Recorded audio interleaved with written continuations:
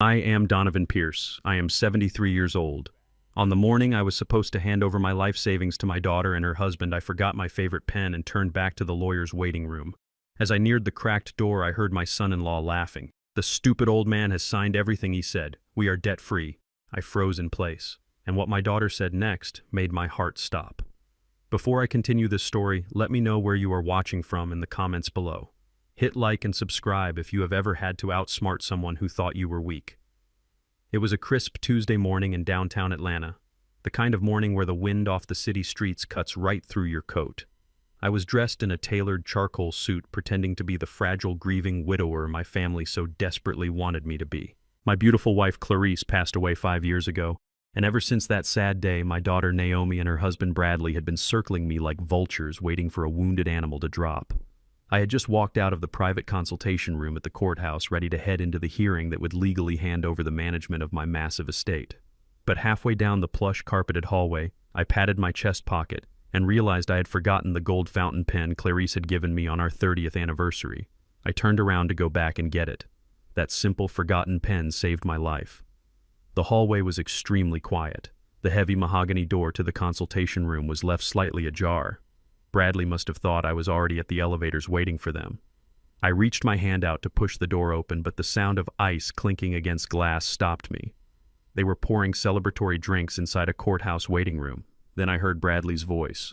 It was that arrogant, condescending tone he always used when he thought no one important was listening.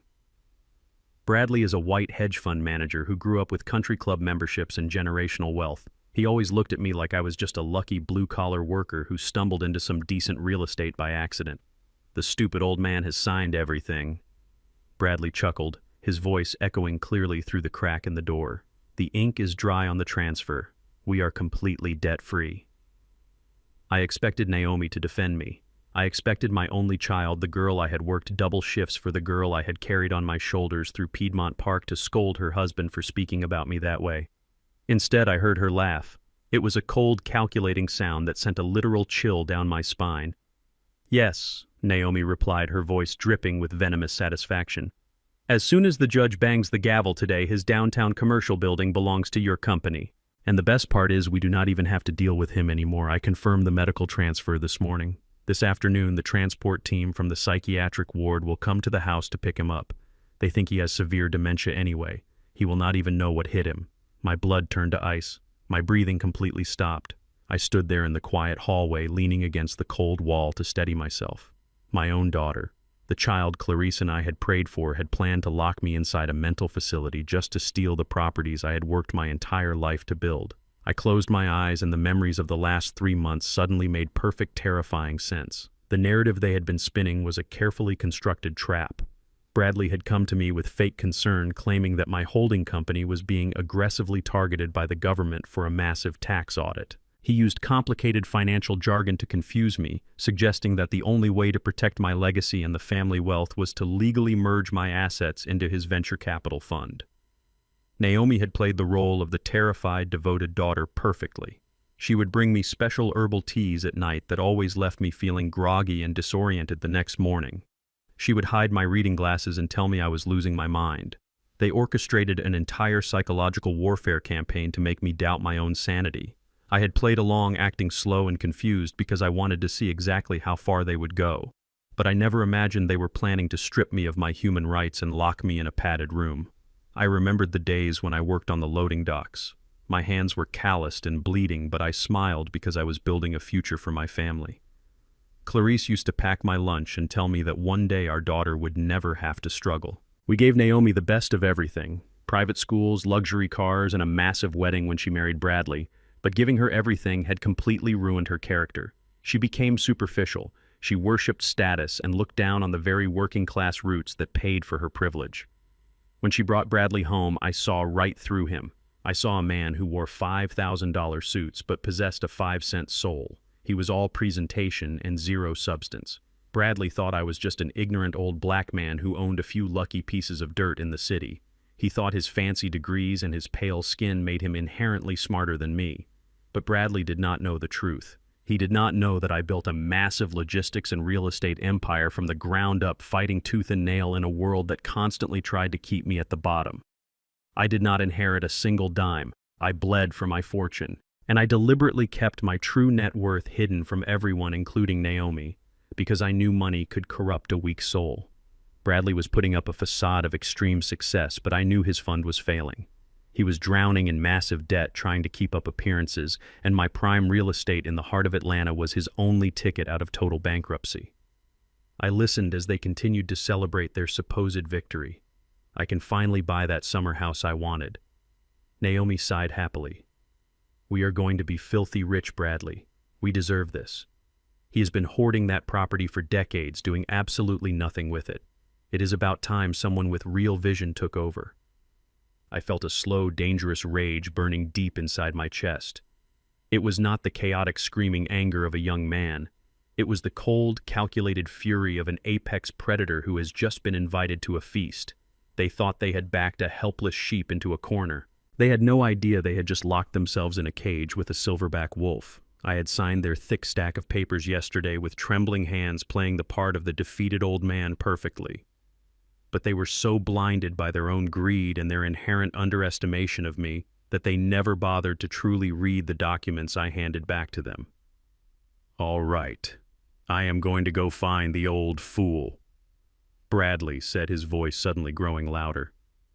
We need to get him into the courtroom before he forgets his own name. I heard the heavy clank of his expensive leather shoes stepping toward the door. The brass handle began to turn. I moved silently, stepping backward into the deep shadows of an alcove just down the hall. My heart was pounding a steady rhythmic war drum against my ribs. As Bradley stepped out into the hallway, looking around with a smug, victorious smirk on his face, I slipped my hand into my jacket pocket. My fingers tightly gripped a small metal storage drive. Bradley thought he had just outsmarted a senile, uneducated old man. He was about to walk into that courtroom expecting a royal coronation. He had absolutely no idea who he was really dealing with, and by the time the judge banged that gavel, his entire life was going to be violently torn apart. I waited in the shadows of the hallway until Bradley completely disappeared around the corner. I closed my eyes and took a deep, steadying breath. I rolled my shoulders forward, letting my spine curve just enough to look frail. I let my jaw go slack and allowed my hands to tremble slightly. I became the broken, exhausted old man they needed me to be. I shuffled slowly toward the heavy double doors of the courtroom. My walking cane tapped a rhythmic, hollow sound against the polished marble floor. Every single step was calculated. When I pushed open the doors, the air inside the courtroom felt stale and heavy with impending betrayal. Bradley and Naomi were already seated at the massive oak table at the front of the room. They looked like the perfect picture of a loving, concerned family. Bradley wore a navy blue tailored suit that screamed Wall Street privilege and unearned confidence. Naomi wore a modest gray dress with zero jewelry. It was a stark contrast to her usual designer labels and diamond necklaces. She was deliberately dressing down for the judge, playing the part of the humble, devoted daughter taking care of her sick father. I slowly took the empty seat next to my daughter. She immediately reached out and placed her soft, manicured hand over my rough, calloused knuckles. "Dad, you made it," she whispered, her voice dripping with artificial relief and fake warmth. "I was getting so worried about you wandering off." I just nodded slowly, letting my eyes wander aimlessly around the courtroom, acting like a confused child who did not fully understand where he was. Bradley leaned over Naomi's shoulder and gave me a tight, patronizing smile. "Just relax, Donovan," he said smoothly, patting my back. "We are going to take care of everything today. Your legacy is completely safe with me." I kept my face entirely blank, but my mind was playing back the meticulous psychological warfare they had waged against me over the past 3 months. It all started back in late October. Bradley had burst into my home office unannounced, carrying a heavy leather briefcase and wearing a face full of manufactured panic. He slammed a thick stack of heavily redacted documents onto my desk. He looked me dead in the eye and told me that the Internal Revenue Service was launching a massive, aggressive audit into my primary holding company. He used big, intimidating words designed to trigger fear. He talked about federal asset seizure, criminal tax evasion charges, and unpaid corporate liabilities dating back 20 years. He paced around my study acting like a financial savior who had just uncovered a ticking time bomb. He told me that the government was aggressively targeting elderly business owners. He claimed that because my companies were structured decades ago under outdated tax laws, they could freeze my bank accounts and seize my commercial properties within a matter of weeks. Bradley genuinely thought he was a genius. He looked at me, a 73-year-old black man who started his business with a single delivery truck, and assumed I was completely ignorant of modern corporate finance. He assumed I relied on outdated accountants and blind luck to manage my wealth. He proposed a solution that he claimed would magically save the family empire. He wanted me to legally merge my entire estate into his elite venture capital fund. He promised that his team of high-priced corporate lawyers would shield my assets behind a fortress of impenetrable corporate structures. He said he would take the legal bullet for me. He presented it as the ultimate heroic sacrifice of a devoted son-in-law. What this arrogant fool did not know was that my holding company was cleaner than a freshly sterilized hospital room. I had a team of ruthless, top-tier financial advisors who ensured my empire was absolutely bulletproof. There was no IRS audit. There was no federal investigation. It was a complete and utter fabrication designed to panic a tired old man into signing away his life. But the financial lies were not what broke my heart. The business world is full of snakes, and I was used to dealing with them. What truly destroyed my soul was Naomi. My own flesh and blood played the role of the emotional executioner.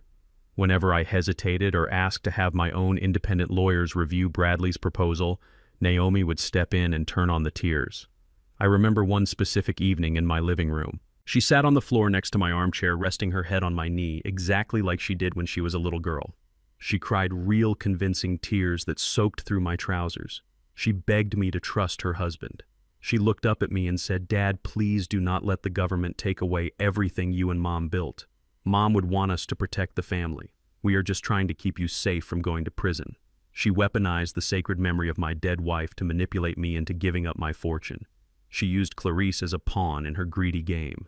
That was the exact moment the loving father she knew died forever, and the ruthless businessman she never knew was awakened. I realized sitting in that armchair that she was not my daughter anymore. She was a treacherous stranger wearing my daughter's face, completely willing to trade my dignity and my freedom for a beach house and a luxury lifestyle. So I decided to give them exactly what they thought they wanted. Yesterday afternoon, they brought the final merger documents to my house. It was a massive stack of legal papers over 2 inches thick. Bradley stood over my shoulder, pointing to the yellow sticky notes indicating exactly where I needed to sign. He was sweating heavily with anticipation. He thought he was minutes away from securing a multi-million-dollar real estate portfolio that would secretly wipe out his massive hidden debts. I picked up the pen and put on the performance of a lifetime. I let my hand shake violently. I pretended to have severe trouble reading the small print. I asked the same senseless questions over and over again, acting like my mind was completely lost in a fog. Bradley was losing his patience, his voice snapping with heavy irritation as he repeatedly tapped the signature lines with his manicured finger. Finally, with a terribly trembling hand, I signed my name on the very last page. I saw the absolute greedy triumph wash over Bradley's face as he snatched the papers away from me, hugging them to his chest. He thought I was a senile fool who did not bother to read the fine print. He thought I had blindly handed him the permanent keys to the kingdom. But my eyes are still razor sharp and my mind never misses a single legal detail. I had read every single word. I knew exactly what I was doing. Now, sitting in the quiet tension of the courtroom, I felt the heavy wooden doors open behind us. The bailiff announced the arrival of the judge. Everyone in the room immediately stood up. The judge took his seat at the high mahogany bench, looking severely over his reading glasses at our table. To my right sat a slick, overly groomed lawyer that Bradley had hired specifically for this hearing. He was legally supposed to be representing my best interests, but I knew he was entirely on Bradley's payroll. His only job was to make sure the asset transfer went smoothly, quickly, and quietly before anyone asked too many questions. As we all sat back down, the sleazy lawyer leaned his head close to my ear. He smelled of cheap mints and expensive arrogance. His voice was a hushed, highly patronizing whisper meant for a toddler. "Listen carefully, Mr. Pierce," the lawyer muttered without even looking at me. "The judge is going to ask you a series of standard questions to confirm your competency and your consent to this merger. Do not overthink anything. Just say yes to everything he asks you. Let me do all the talking and we will have you out of here in 10 minutes so you can go home and rest." I did not nod.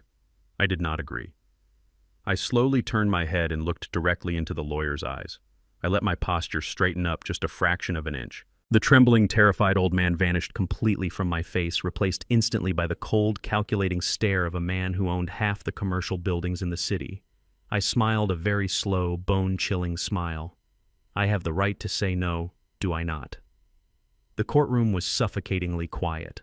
The heavy oak walls seemed to press inward, but the only pressure I felt was the repulsive, greedy energy radiating from the two people sitting to my left. My daughter Naomi was dabbing her dry eyes with a silk handkerchief, putting on an absolute masterclass in theatrical sorrow. Beside her, Bradley could barely sit still. He was practically vibrating with anticipation. He kept adjusting his expensive silk tie and glancing up at the judge like a starving man staring at a locked vault, just waiting for the combination to click open. He thought he had completely won. He thought this grand old building in the heart of Atlanta was going to be the place where he stripped a tired, grieving old black man of everything he had built. The judge, a stern woman with sharp eyes and graying hair, flipped through the massive stack of documents on her desk. The slick, overly perfumed lawyer Bradley had hired to supposedly represent my best interests stood up. He buttoned his jacket with a smug, self-important flair and cleared his throat. "Your Honor," he began, his voice dripping with that fake, sympathetic tone lawyers use when they are hiding a dagger behind their backs.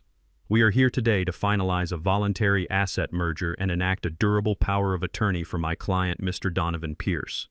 As you can see from the submitted medical evaluations, Mr. Pierce is entering a stage of life where managing his extensive portfolio has become an overwhelming and detrimental burden to his health." I sat perfectly still, my hands resting lightly on the handle of my wooden cane. I listened to this arrogant stranger paint me as a fading, incompetent shell of a man. He spoke about me as if I was already dead and buried. My son-in-law Bradley, the lawyer, continued, gesturing grandly toward the pale, sweating fraud sitting next to me, has graciously offered to step in and absorb Mr. Pierce's commercial real estate holdings into his own elite venture capital fund. This includes the complete transfer of the downtown Atlanta commercial district currently held under the Pierce Legacy banner. This merger will protect the family wealth and ensure Mr. Pierce is properly cared for in a specialized psychiatric facility, alleviating any further stress on his declining cognitive state. There it was, the ultimate betrayal said out loud for the official court record. They were not just taking my life work. They were formally requesting the legal authority to lock me inside a mental institution. I looked at Naomi. She refused to make eye contact with me, staring resolutely at the mahogany table. Bradley, however, could not hide his sheer delight. He looked over at me and offered a tight, victorious smirk.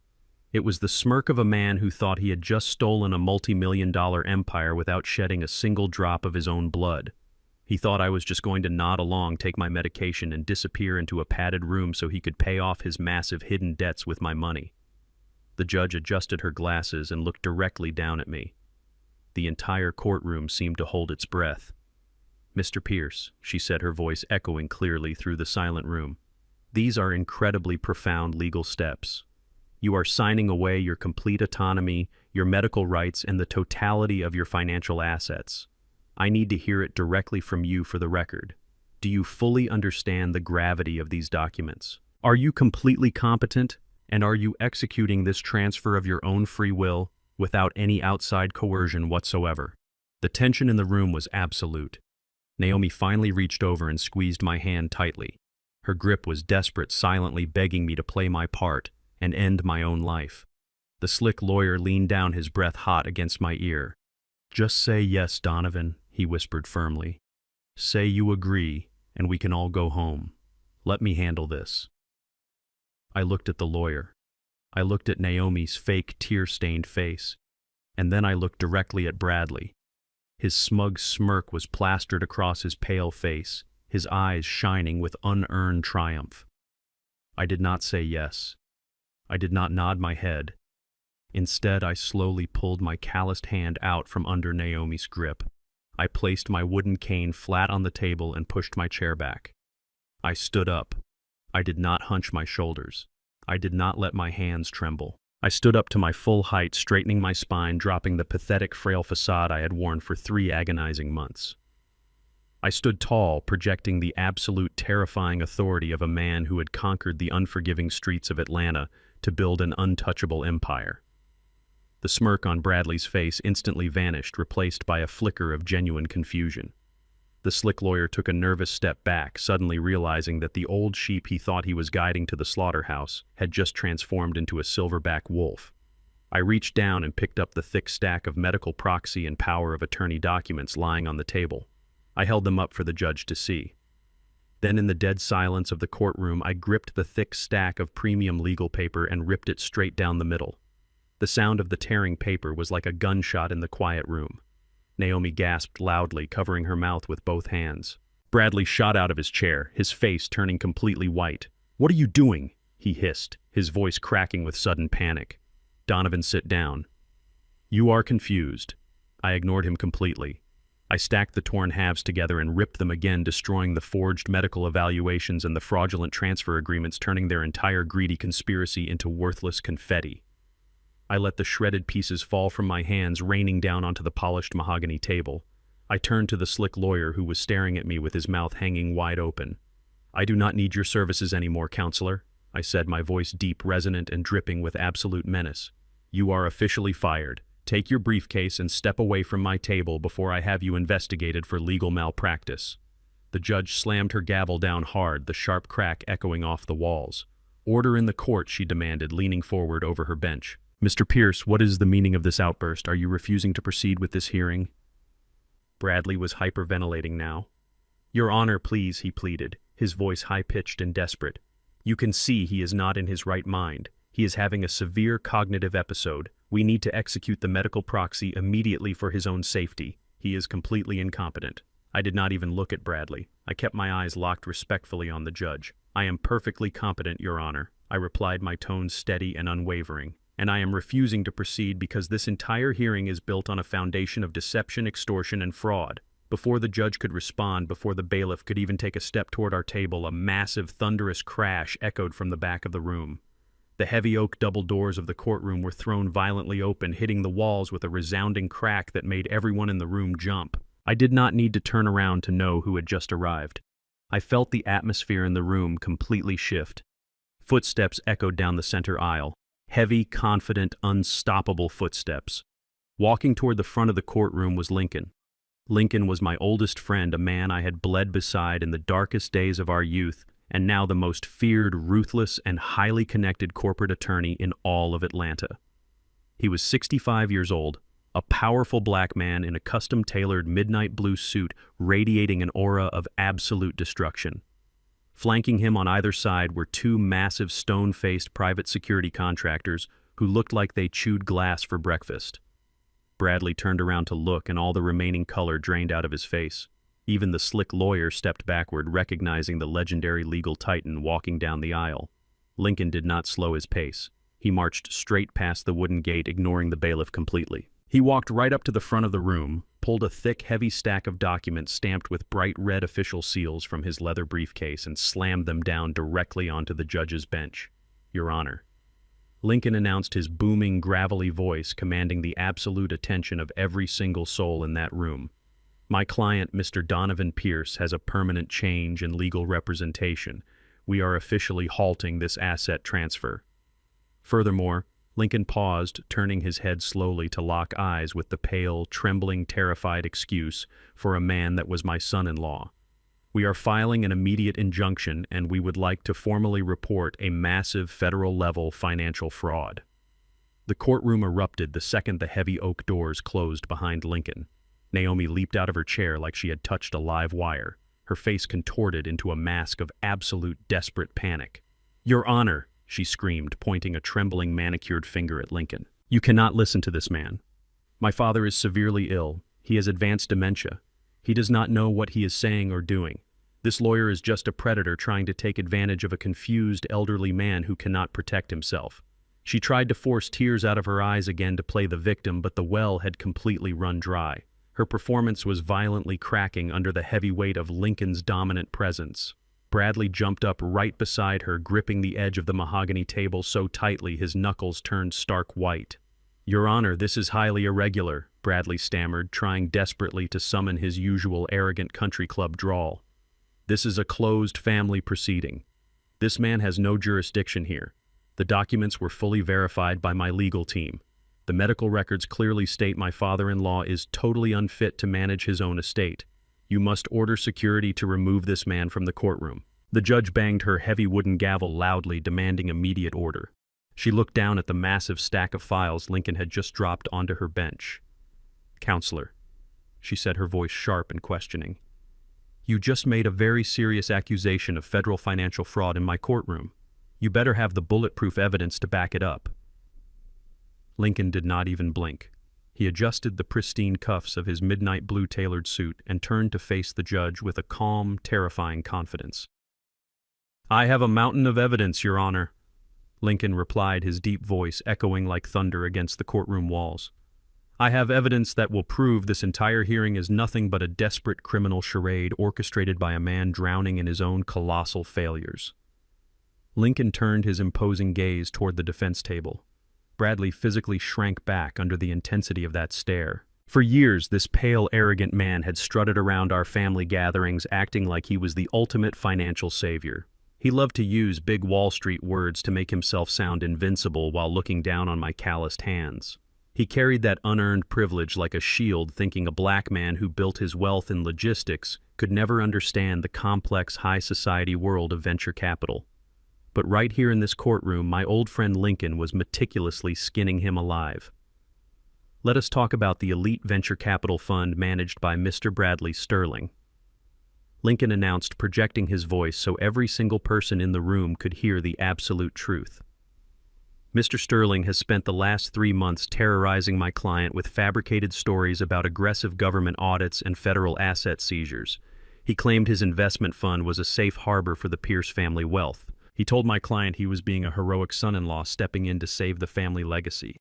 But the reality, Your Honor, is that Mr. Sterling's fund is nothing but a hollow shell. It is currently under an active criminal investigation by the Securities and Exchange Commission for massive wire fraud and embezzlement. Bradley let out a choked, desperate gasp.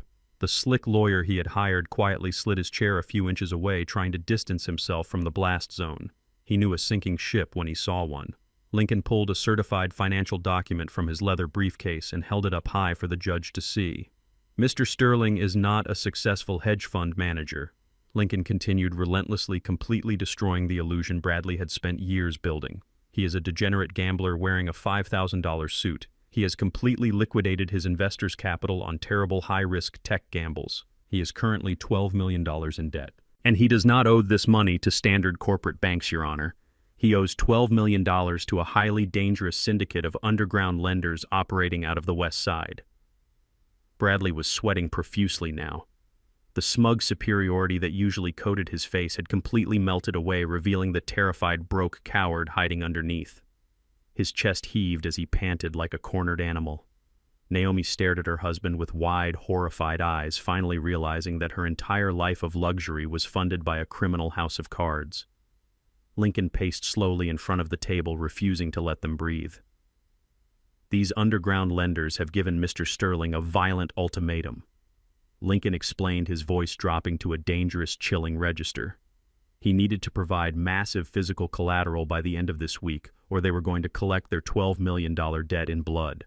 Mr. Sterling has absolutely zero assets to his name. His luxury cars are leased, his country club memberships are suspended for non-payment, his bank accounts are deeply in the red." So he looked at his elderly black father-in-law, the man who built a real estate empire from the dirt up, and decided to steal his life work to save his own skin. He paid a corrupt doctor to forge those medical documents. He manipulated his own greedy wife. He planned to lock my client in a psychiatric ward today just so he could use the Pierce downtown commercial district as collateral to save his own miserable life. The judge flipped through the certified financial records Lincoln had provided. Her expression shifted from stern neutrality to absolute disgust as she read the undeniable proof of Bradley's massive multi-million-dollar fraud. Naomi collapsed back into her chair, sobbing hysterically. But this time she was not crying for me. She was crying because the illusion of her wealthy upper-class lifestyle had just been publicly shattered. She realized she was married to a penniless fraud who was about to go to federal prison. But Bradley was not finished. Desperation is a highly dangerous drug, and it makes cornered men do incredibly foolish things. The reality of his exposure pushed him completely over the edge. Bradley slammed his hands down violently on the heavy oak table. He leaned forward, his eyes completely bloodshot, his hair disheveled and wild. The country club gentleman was gone, replaced by a rabid, screaming maniac. He pointed a shaking, manic finger directly at me. "It does not matter," Bradley screamed at the top of his lungs, his voice echoing frantically off the high ceilings. "It does not matter what you say about my company. It does not matter what you say about my debts." He turned his wild gaze up to the judge, pointing at the original stack of papers on her desk. "You cannot stop this transfer, Your Honor. The ink is already dry." He looked back at me, a twisted, sick smile of desperate triumph spreading across his sweating face. "You signed it, Donovan. You sat in your living room yesterday shaking like a pathetic old leaf, and you signed the entire stack of merger documents. The signature is 100% real and legally binding. That prime downtown land has already been legally merged into my holding company. You cannot take it back now. You are too late, old man. It is mine. The assets belong to me." The courtroom fell dead silent. Naomi looked up, a tiny flicker of greedy hope suddenly returning to her tear-stained face. She thought they had actually managed to win on a technicality. Lincoln just stood there, crossing his massive arms over his chest and looking at me with a quiet, knowing smirk. I did not raise my voice. I did not shout back at the hysterical man throwing a tantrum across the table. I simply picked up my wooden cane and leaned my weight onto it, staring deeply into Bradley's frantic, bloodshot eyes. I let the silence stretch out, forcing him to sit in the agonizing, heavy tension. "Yes, Bradley," I said slowly, my voice completely calm and smooth like ice water. "I did sign that heavy stack of documents yesterday afternoon. I signed exactly where your little yellow sticky notes told me to sign. But tell me something, Bradley." I paused, letting a cold, merciless smile spread across my face. "Did you actually bother to read the fine print? Did you look carefully to see exactly what company I signed over to you?" The courtroom was so quiet you could hear the hum of the air conditioning vents overhead. The heavy oak walls seemed to absorb the suffocating tension radiating from the defense table. Bradley stared at me. His chest heaved up and down in rapid, erratic jerks. He looked back at the thick stack of papers resting on the judge's bench and then back at me. He shook his head vigorously, his perfectly styled hair falling messily across his forehead. He pointed a trembling finger at the documents and insisted that his lawyers had vetted every single page. He stated that the cover sheet clearly indicated the transfer of the primary Pierce commercial portfolio. He called me a liar. He shouted that I was just a senile old man trying to play desperate mind games to stall the inevitable transfer of my wealth. I let out a slow, deep breath. I did not raise my voice, but I spoke with a quiet, terrifying intensity that commanded the attention of every single person in the room.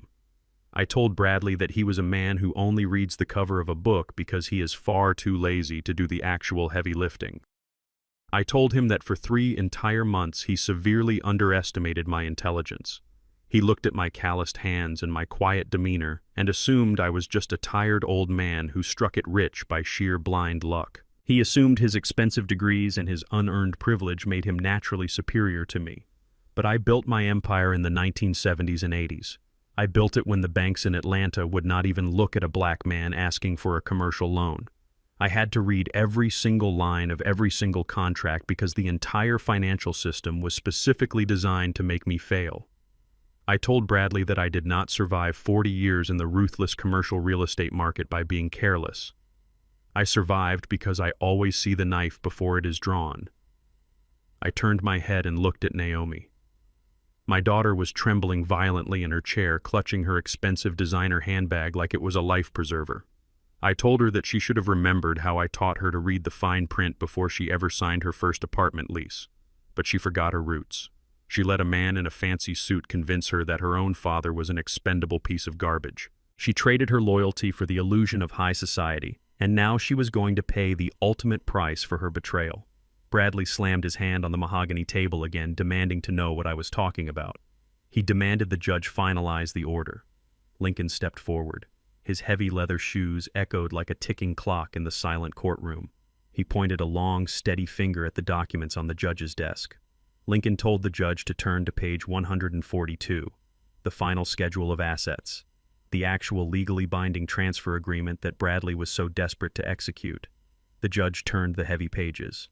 The courtroom was so absolutely still that the crisp rustle of the paper sounded like a roaring fire. She found the specific page. She read it silently, Her eyes widened behind her reading glasses in absolute profound shock.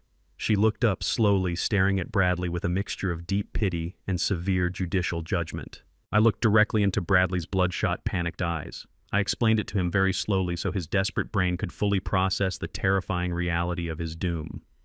I told him that he did not merge his elite venture capital fund with Pierce Legacy. Pierce Legacy is my primary holding company. It owns the downtown commercial district, the luxury apartment buildings, and the massive logistics warehouses. I told him I would never let a pathetic parasite like him touch a single brick of Pierce Legacy.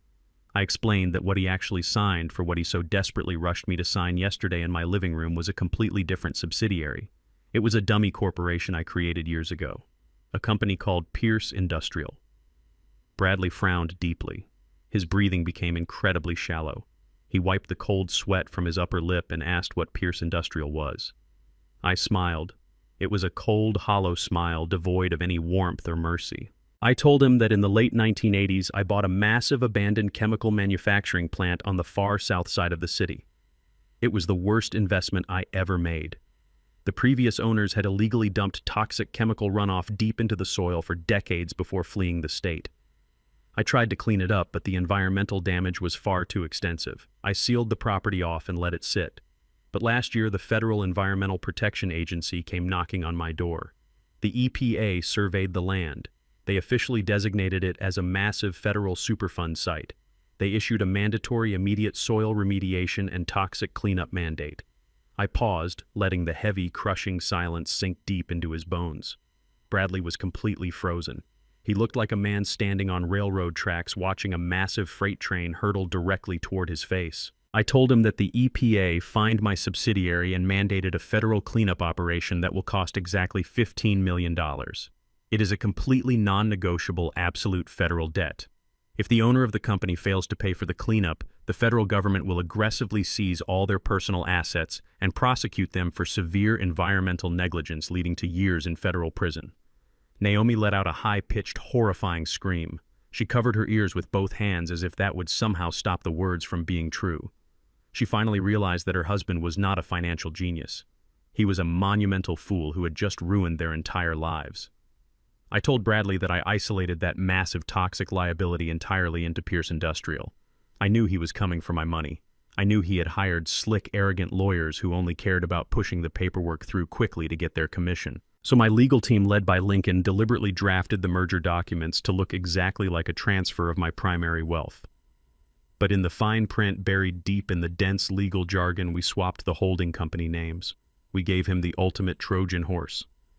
I explained that yesterday, when I was shaking and dropping my pen, acting like a confused, broken old man, I was just playing a character. I was actively distracting him. I wanted him to be so blindly focused on securing my signature that he never bothered to look at the final appendix, and his overwhelming arrogance made him fall for it perfectly. He took the bait. He swallowed the poison pill whole.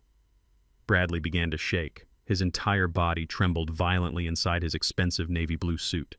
He looked at his slick lawyer, pleading silently for help. The lawyer refused to even make eye contact. The lawyer was already packing his briefcase, snapping the latches shut, wanting absolutely nothing to do with a man who had just inherited a catastrophic federal toxic waste disaster. Lincoln stepped right up to the mahogany table, towering over Bradley like an absolute force of nature. Lincoln's voice boomed through the courtroom, delivering the final crushing blow that would echo in Bradley's nightmares for the rest of his life. "Congratulations, Bradley," Lincoln announced, his voice filled with righteous, brutal authority. "Instead of stealing $20 million in clean commercial real estate assets, my client has legally and permanently transferred $15 million of federal toxic debt directly into your name. You signed the merger. The ink is completely dry. The judge has the record. You are now the sole legal owner of Pierce Industrial and the sole individual personally responsible for the EPA federal mandate." Lincoln leaned down, placing his large hands flat on the table, bringing his face just inches away from Bradley's pale, sweating forehead. "Let us do the basic math," Bradley Lincoln whispered, but the microphone on the table picked it up perfectly, broadcasting his words to the entire room.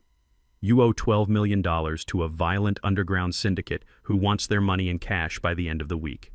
And as of yesterday afternoon, you now officially owe $15 million to the federal government of the United States. You do not have a single penny to your name. You now owe a grand total of $27 million. You are trapped between the mob and the feds. You are not just bankrupt. You are completely and utterly destroyed. The realization of his absolute financial and legal death crashed down on Bradley all at once. The fake veneer of the wealthy, privileged executive completely shattered into a million pieces. He realized he had been entirely outsmarted and outmaneuvered by the elderly black man he viewed with such deep, arrogant contempt. He realized he walked willingly into a beautifully designed trap that would either get him killed by loan sharks or lock him away in a federal prison for the rest of his natural life. Bradley's legs completely gave out. He let out a guttural, agonizing moan that sounded like a dying animal. He collapsed, sliding right off his expensive leather chair and dropping heavily onto the hard, polished floor of the courtroom. He fell to his knees, grasping his hair, pulling at the roots, weeping uncontrollably with the unrestrained terror of a man who knows he has absolutely no way out. Bradley knelt on the polished wood floor of the courtroom. His entire body was shaking violently. The invisible weight of $27 million in insurmountable debt was physically crushing the breath out of his lungs. He stared at the mahogany table, then at the judge, and finally at his wife. The realization that he had just been handed a massive federal toxic waste liability shattered his arrogant mind completely. The smooth, wealthy hedge fund manager vanished entirely, leaving behind nothing but a cornered, panicked animal. He scrambled to his feet. He did not lunge at me or my lawyer Lincoln. He knew my security team would break him in half before he took 2 steps. Instead, the terrified coward turned his absolute fury onto the only person left in his sinking boat. He turned on my daughter. Bradley lunged at Naomi.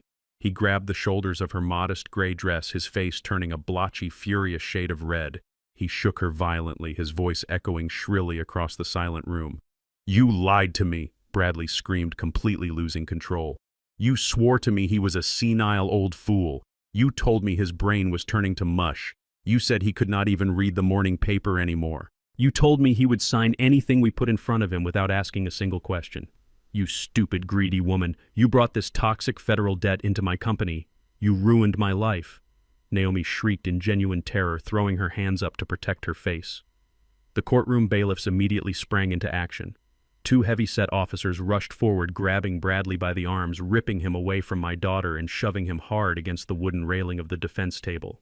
They pinned him there, ordering him to remain completely still. Naomi stumbled backward, panting heavily.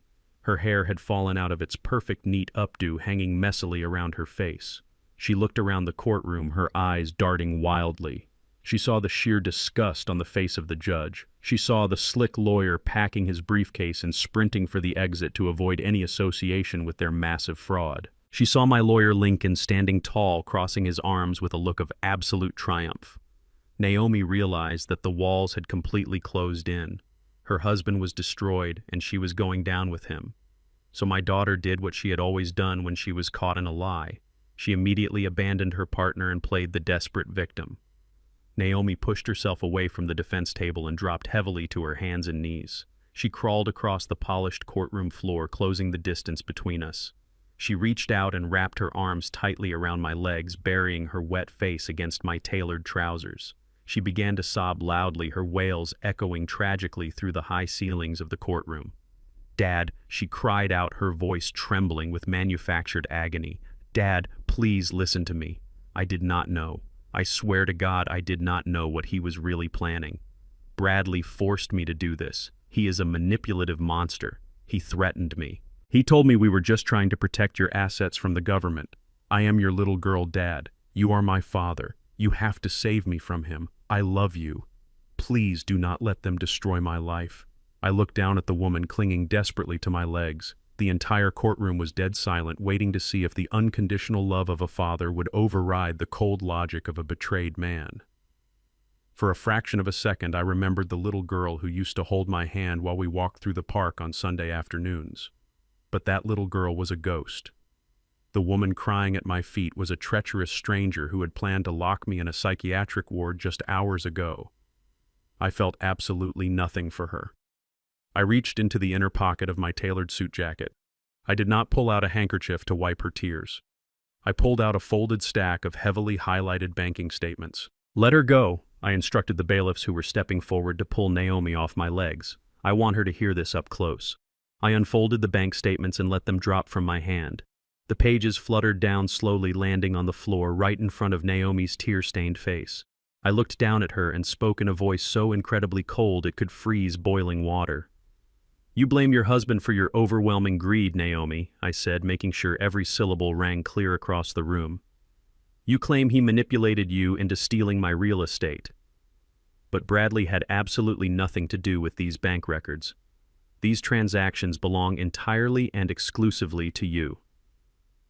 Naomi looked down at the highlighted papers scattered on the floor. Her fake dramatic sobbing stopped instantly. The color completely drained from her face, leaving her looking like a chalk statue. Her entire body went totally rigid. I lifted my gaze and addressed the judge, ensuring my words became part of the official court record. 5 years ago, Your Honor, when my beautiful wife Clarice lost her brutal battle with breast cancer, I established the Clarice Pierce Memorial Cancer Foundation. I funded it with $2 million of my own hard-earned money. The sole purpose of that charitable foundation was to pay for the expensive chemotherapy treatments of underprivileged black women in the south side of Atlanta who could not afford medical care. I made Naomi the executive director of that foundation because I thought it would help her heal from the loss of her mother. I trusted her to honor her mother's memory. A heavy, suffocating silence blanketed the courtroom. Everyone knew that something terrible was about to be revealed. I looked back down at the woman still kneeling at my feet. "Instead of honoring your mother," I continued, my voice vibrating with a deep, crushing sorrow and an unyielding rage, "you used her cancer charity as your personal piggy bank." The courtroom gasped collectively. The judge leaned far over her heavy wooden bench, her eyes wide with absolute horror and rising fury. I pointed my wooden cane directly at the scattered bank statements on the floor. In the last 18 months, Naomi has embezzled over $400,000 directly from the charity accounts.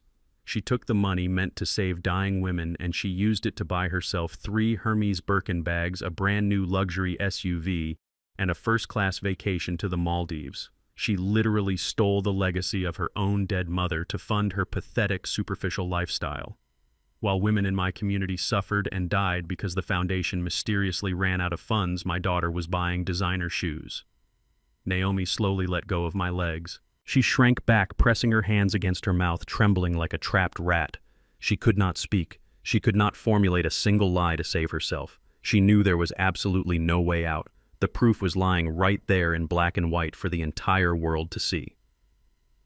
"You were not deceived, Naomi," I said, delivering the final crushing blow. "You were never a victim. You were going to sell your own father to a psychiatric ward just to maintain your fake life of luxury. You sold your soul a long time ago, and you are exactly where you belong."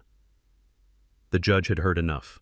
Her face was flushed with pure, righteous anger. She picked up her heavy wooden gavel and slammed it down onto the sounding block with a violent, cracking force that sounded like a gunshot. "Bailiffs," the judge commanded, her voice ringing out with absolute, undeniable fury. "I want these 2 individuals placed in handcuffs right this second. I am ordering the immediate emergency arrest of Bradley Sterling and Naomi Sterling for federal fraud, embezzlement of a charitable foundation, and conspiracy to defraud and abuse an elderly citizen. There will be absolutely no bail set at this time. Take them out of my sight."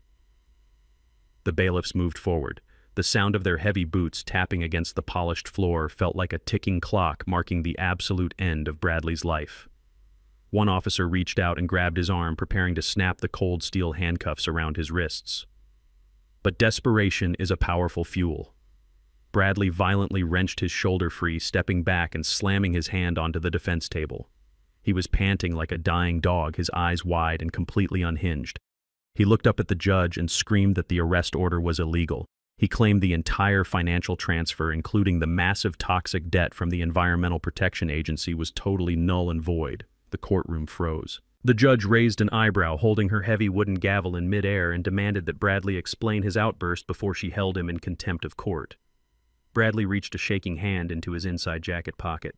He pulled out a folded piece of thick medical paper bearing the official letterhead of a highly exclusive private psychiatric clinic in Atlanta. He waved it in the air like a white flag of salvation. He told the judge that the document was a certified psychiatric evaluation, proving beyond a shadow of a doubt that I had been suffering from advanced, severe dementia for over 6 months. He claimed that because my brain was legally deteriorating, I lacked the mental capacity to execute any legal contracts, including the Trojan Horse subsidiary transfer I had tricked him into signing yesterday. He argued that since I was legally incompetent, the toxic debt remained mine, and the original transfer of my primary wealth was still valid. He thought he had found the perfect legal loophole to escape the trap. Naomi wiped her face, sitting up slightly in her chair. The greedy, treacherous hope returned to her eyes. She thought her husband had just saved them from federal prison. Bradley turned toward the gallery and called out to a man sitting quietly in the back row. He called for Dr. Eris Thorne to approach the bench. A tall, thin white man wearing an expensive tweed suit and wire-rimmed glasses stood up. He walked down the center aisle carrying a leather portfolio, trying to project an aura of absolute medical authority. Dr. Thorne took the witness stand. He spoke in a smooth, highly educated tone that was designed to make people trust him blindly. He stated for the official record that he had reviewed my medical history and conducted a series of stealth cognitive assessments over the past few weeks at Bradley's request. Dr. Thorne looked at the judge with a fake sympathetic expression. He testified that I was suffering from rapid onset cognitive decline. He used complex medical terminology describing microscopic brain degeneration and severe memory fragmentation. He concluded his completely fabricated testimony by stating that any legal document signed by Donovan Pierce in the last 6 months was entirely invalid because my mind was essentially gone. Bradley stood at the defense table, smiling a smug, sickening smile. He crossed his arms over his chest, thinking his highly paid corrupt doctor had just effectively reversed the $27 million death sentence hanging over his head. He thought he had successfully weaponized the medical system against a black man, just like corrupt officials used to do in the old days. I did not panic. I did not shout that the doctor was a liar. Back in the 1980s, when I was securing the permits to build my first massive logistics warehouse, a crooked city inspector tried to use fake environmental reports to extort me out of a 50% ownership stake. I learned a very valuable lesson that year. You never argue with a liar. You simply let them build their house of cards, and then you bring out the flamethrower. I leaned heavily on my wooden cane and walked slowly toward the center of the courtroom. The judge looked down at me and asked if my legal counsel had any cross-examination or any response to this devastating medical evaluation. Lincoln, my towering corporate lawyer, simply smiled, stepped aside, and gestured for me to take the floor. I reached into my tailored suit pocket and pulled out the small silver storage drive I had been gripping since I overheard them plotting in the hallway this morning. I walked over to the court clerk's desk. I told the judge that a man who spends his entire life building an empire in a world designed to crush him learns to never leave his blind spots unprotected. I asked the judge for permission to submit a digital audio file into the official court record. I explained that it was a recording directly related to the medical evaluation Dr. Thorne had just presented under oath. The judge narrowed her eyes, sensing the absolute destruction that was about to unfold. She nodded and instructed the court technician to plug my storage drive into the primary audio-visual system of the courtroom. The technician took the small silver drive and inserted it into the computer terminal. A second later, the massive high-definition speakers mounted on the courtroom walls hissed with a brief burst of static. Then the audio file began to play. The sound quality was incredibly crisp and clear. It was a recording taken from a hidden microphone I had installed in the decorative planter sitting right on my own front porch. The entire courtroom fell deathly silent as two very distinct voices echoed through the room. One voice belonged to Bradley. The other voice belonged to the very same tweed-suited medical professional, currently sitting in the witness stand. The recorded voice of Bradley echoed off the oak walls. He sounded impatient and entirely ruthless.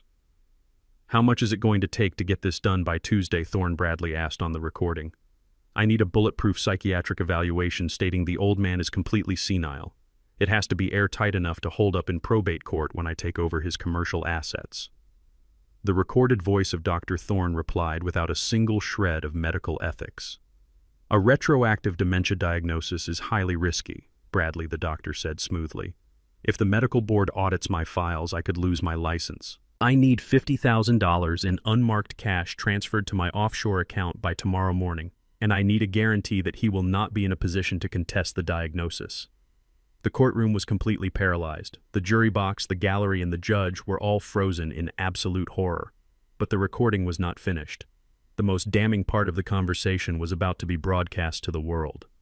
"I will double your fee. Bradley said, his recorded voice dripping with pure evil. "I will give you $100,000 if you process the emergency medical transfer yourself. I want him locked in your psychiatric facility by tomorrow afternoon. Put him in a maximum security solitary confinement ward. Keep him heavily sedated. I do not want him talking to any outside lawyers or making any phone calls. I want him to completely disappear inside your hospital." "Done," Dr. Thorne replied coldly. "The paperwork will be signed and ready." The audio file ended with a sharp click. The heavy, crushing silence that followed was more deafening than a bomb explosion. Every single eye in the courtroom slowly turned toward the witness stand. Dr. Eris Thorne was sitting completely frozen in his chair. All the blood had entirely drained from his face, leaving him looking like a pale, lifeless corpse. His mouth opened and closed, but no sound came out. The expensive tweed suit suddenly looked like a prison uniform. He realized he had just committed federal perjury in open court, and his explicit conspiracy to kidnap and drug an elderly man for money had just been played for a federal judge. The heavy wooden gavel slammed against the sounding block with a violent, deafening crack that made everyone in the gallery jump. The judge pounded the wooden hammer again and again as if she was trying to physically shatter the pure evil that had just been exposed in her courtroom. "Order!" she shouted, her voice trembling with a mixture of absolute disgust and righteous fury. "Bailiffs, secure this room immediately and lock those doors. No one leaves this chamber." She glared down at Dr. Thorne, who was visibly shaking in the witness stand, his expensive tweed suit now looking completely ridiculous on his trembling frame. "You are under arrest for federal perjury and criminal conspiracy," she told him coldly, her eyes burning with judicial wrath. "I am referring your medical license to the State Board for immediate and permanent revocation, and you will be facing severe federal prison time for attempting to falsely commit a perfectly sane man." The corrupt doctor buried his face in his trembling hands, weeping loudly like a broken child. Bradley and Naomi were frozen at the defense table. The courtroom, which they had gleefully walked into this morning thinking it was a quiet slaughterhouse for a confused old man, had rapidly transformed into their own public execution ground. All of their elaborate schemes, their forged documents, and their fake tears were completely crushed under the overwhelming weight of the absolute truth. I walked slowly toward the center podium. My wooden cane tapped a steady, commanding rhythm on the polished floor, sounding like the final countdown of their miserable lives. I did not look at the judge or the shocked faces in the jury box. I locked my eyes entirely on the pale, pathetic man sitting next to my weeping daughter. Bradley could not even meet my gaze. He stared down at his expensive leather shoes, completely stripped of the unearned, arrogant privilege he had paraded around for the last 15 years. I placed my calloused hands on the edges of the solid oak podium. I spoke, and my voice was not loud, but it carried the heavy, undeniable weight of a man who had survived a lifetime of brutal battles. I told Bradley that he made a fatal, catastrophic miscalculation. He looked at me and only saw a tired, old black man who was ready to be pushed aside. He thought my quiet demeanor was weakness and my patience was stupidity. I made sure every single person in that silent room heard the history he had tried to erase. I told them about the harsh reality of Atlanta that I grew up in. I told them about the 1970s when a young black man trying to start a simple logistics company could not even get a meeting at a downtown bank, let alone a commercial loan. I told them how I hauled heavy freight for 16 hours a day, sleeping in the freezing cab of my truck because the motels on the highway would not rent a room to someone with my skin color. I bled for every single dollar I ever made. I fought through systemic redlining, corrupt city officials, and blatant racism that was specifically designed to keep men like me sweeping floors instead of owning high-rise buildings. I built a massive commercial empire from the absolute dirt up, using nothing but my bare hands and a mind that flatly refused to be broken by a rigged system. I built it alongside my beautiful late wife, Clarice, so my family would never have to experience the indignity of begging for a seat at the table. I gave Naomi a life of absolute luxury and endless privilege, and she turned around and handed that legacy to a mediocre, arrogant man who felt entirely entitled to my fortune simply because he was born with pale skin and a fake country club pedigree. I told Bradley that his entire life was a pathetic fraud. He was born on third base and spent his whole miserable life acting like he hit a massive home run. He thought he could stroll into my life, flash a fake smile, use some complicated financial jargon, and take everything I bled for over 4 decades. I told him he was nothing but a useless parasite feeding on the hard work of far better men, and I swore before God and everyone in that courtroom that I would completely burn my own empire to ashes and scatter them in the wind before I ever let a worthless, arrogant coward like him inherit a single brick of my legacy. The courtroom was so quiet you could hear the ragged, uneven breathing of my daughter. Naomi was clutching her arms, rocking back and forth in a state of total emotional collapse. She was crying out for her mother, claiming that Clarice would never let this happen. I told her that Clarice would be deeply ashamed to see the monster her daughter had become. She had traded her soul for a lifestyle she could not even afford. The gallery behind me murmured in agreement. People were shaking their heads at the absolute audacity of this treacherous couple. The judge looked at me with profound, deep respect before turning her fierce, unwavering gaze back to the defense table. She announced that based on the irrefutable audio evidence, the verified financial records, and the horrifying attempted embezzlement of a cancer charity, she was ordering the immediate emergency arrest of Bradley Sterling and Naomi Sterling. The heavy thudding footsteps of the bailiffs echoed across the silent room. They marched directly to the defense table and grabbed Bradley by his tailored shoulders, hauling him roughly and violently to his feet. They did the exact same thing to Naomi, completely ignoring her pathetic wails for mercy and her desperate apologies. The sharp metallic click of the steel handcuffs snapping shut around their wrists was the most beautiful, satisfying sound I had heard in 5 years. They were totally defeated, their false empire completely destroyed by their own bottomless greed.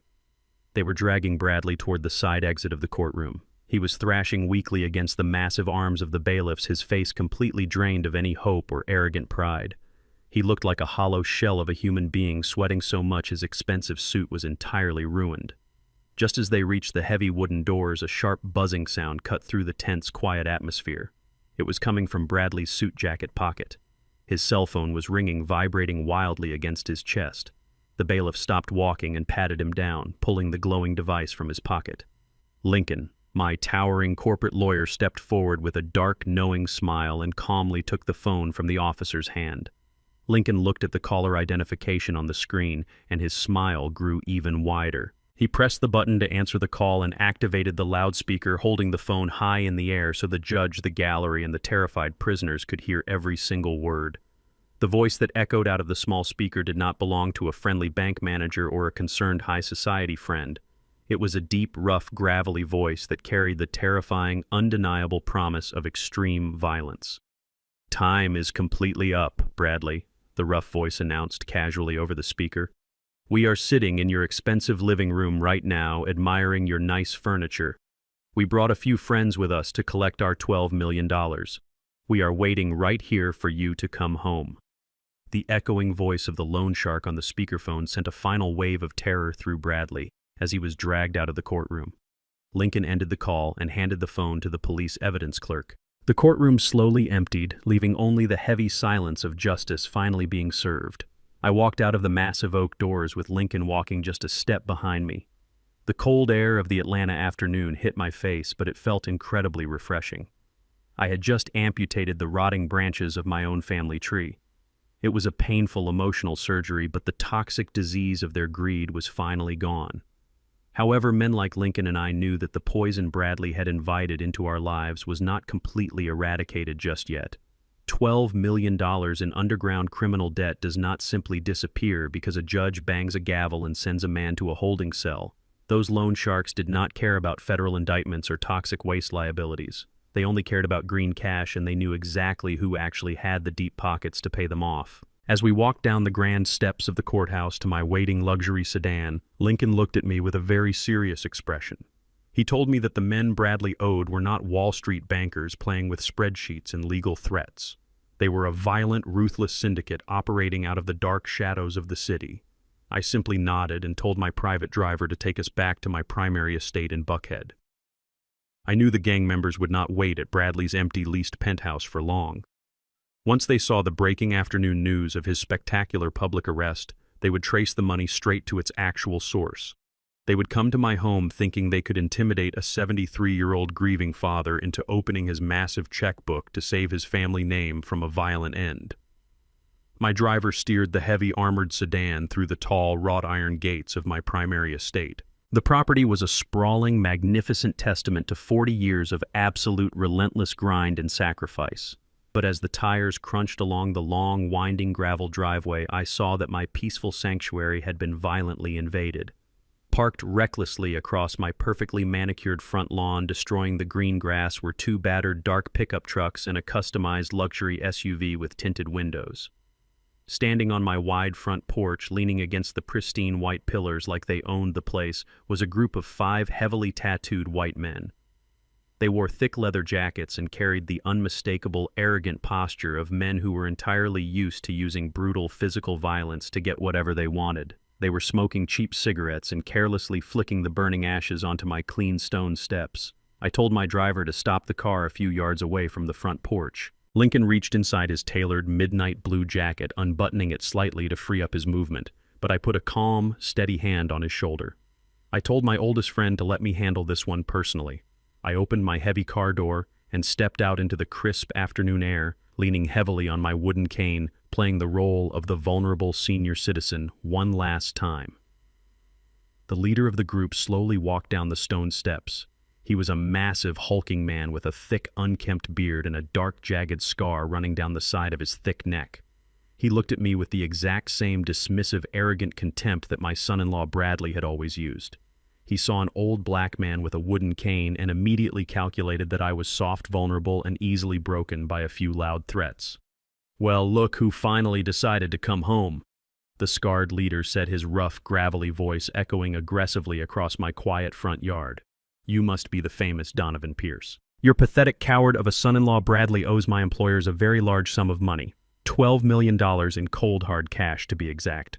We were waiting comfortably at his shiny little penthouse, but we just saw on the news that the feds scooped him and your daughter up for fraud. Now normally when a rat goes to prison, we take our frustration out on his pretty wife. But since she is locked up too, that leaves you, Grandpa, to settle the family tab."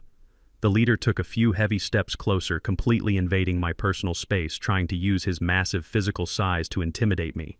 He blew a thick cloud of foul cigarette smoke directly into my face. I did not blink. I did not take a single step back. I stood perfectly still, leaning on my cane, staring dead into his cold, lifeless eyes. "Your son-in-law was supposed to hand over the legal deed to this beautiful property today."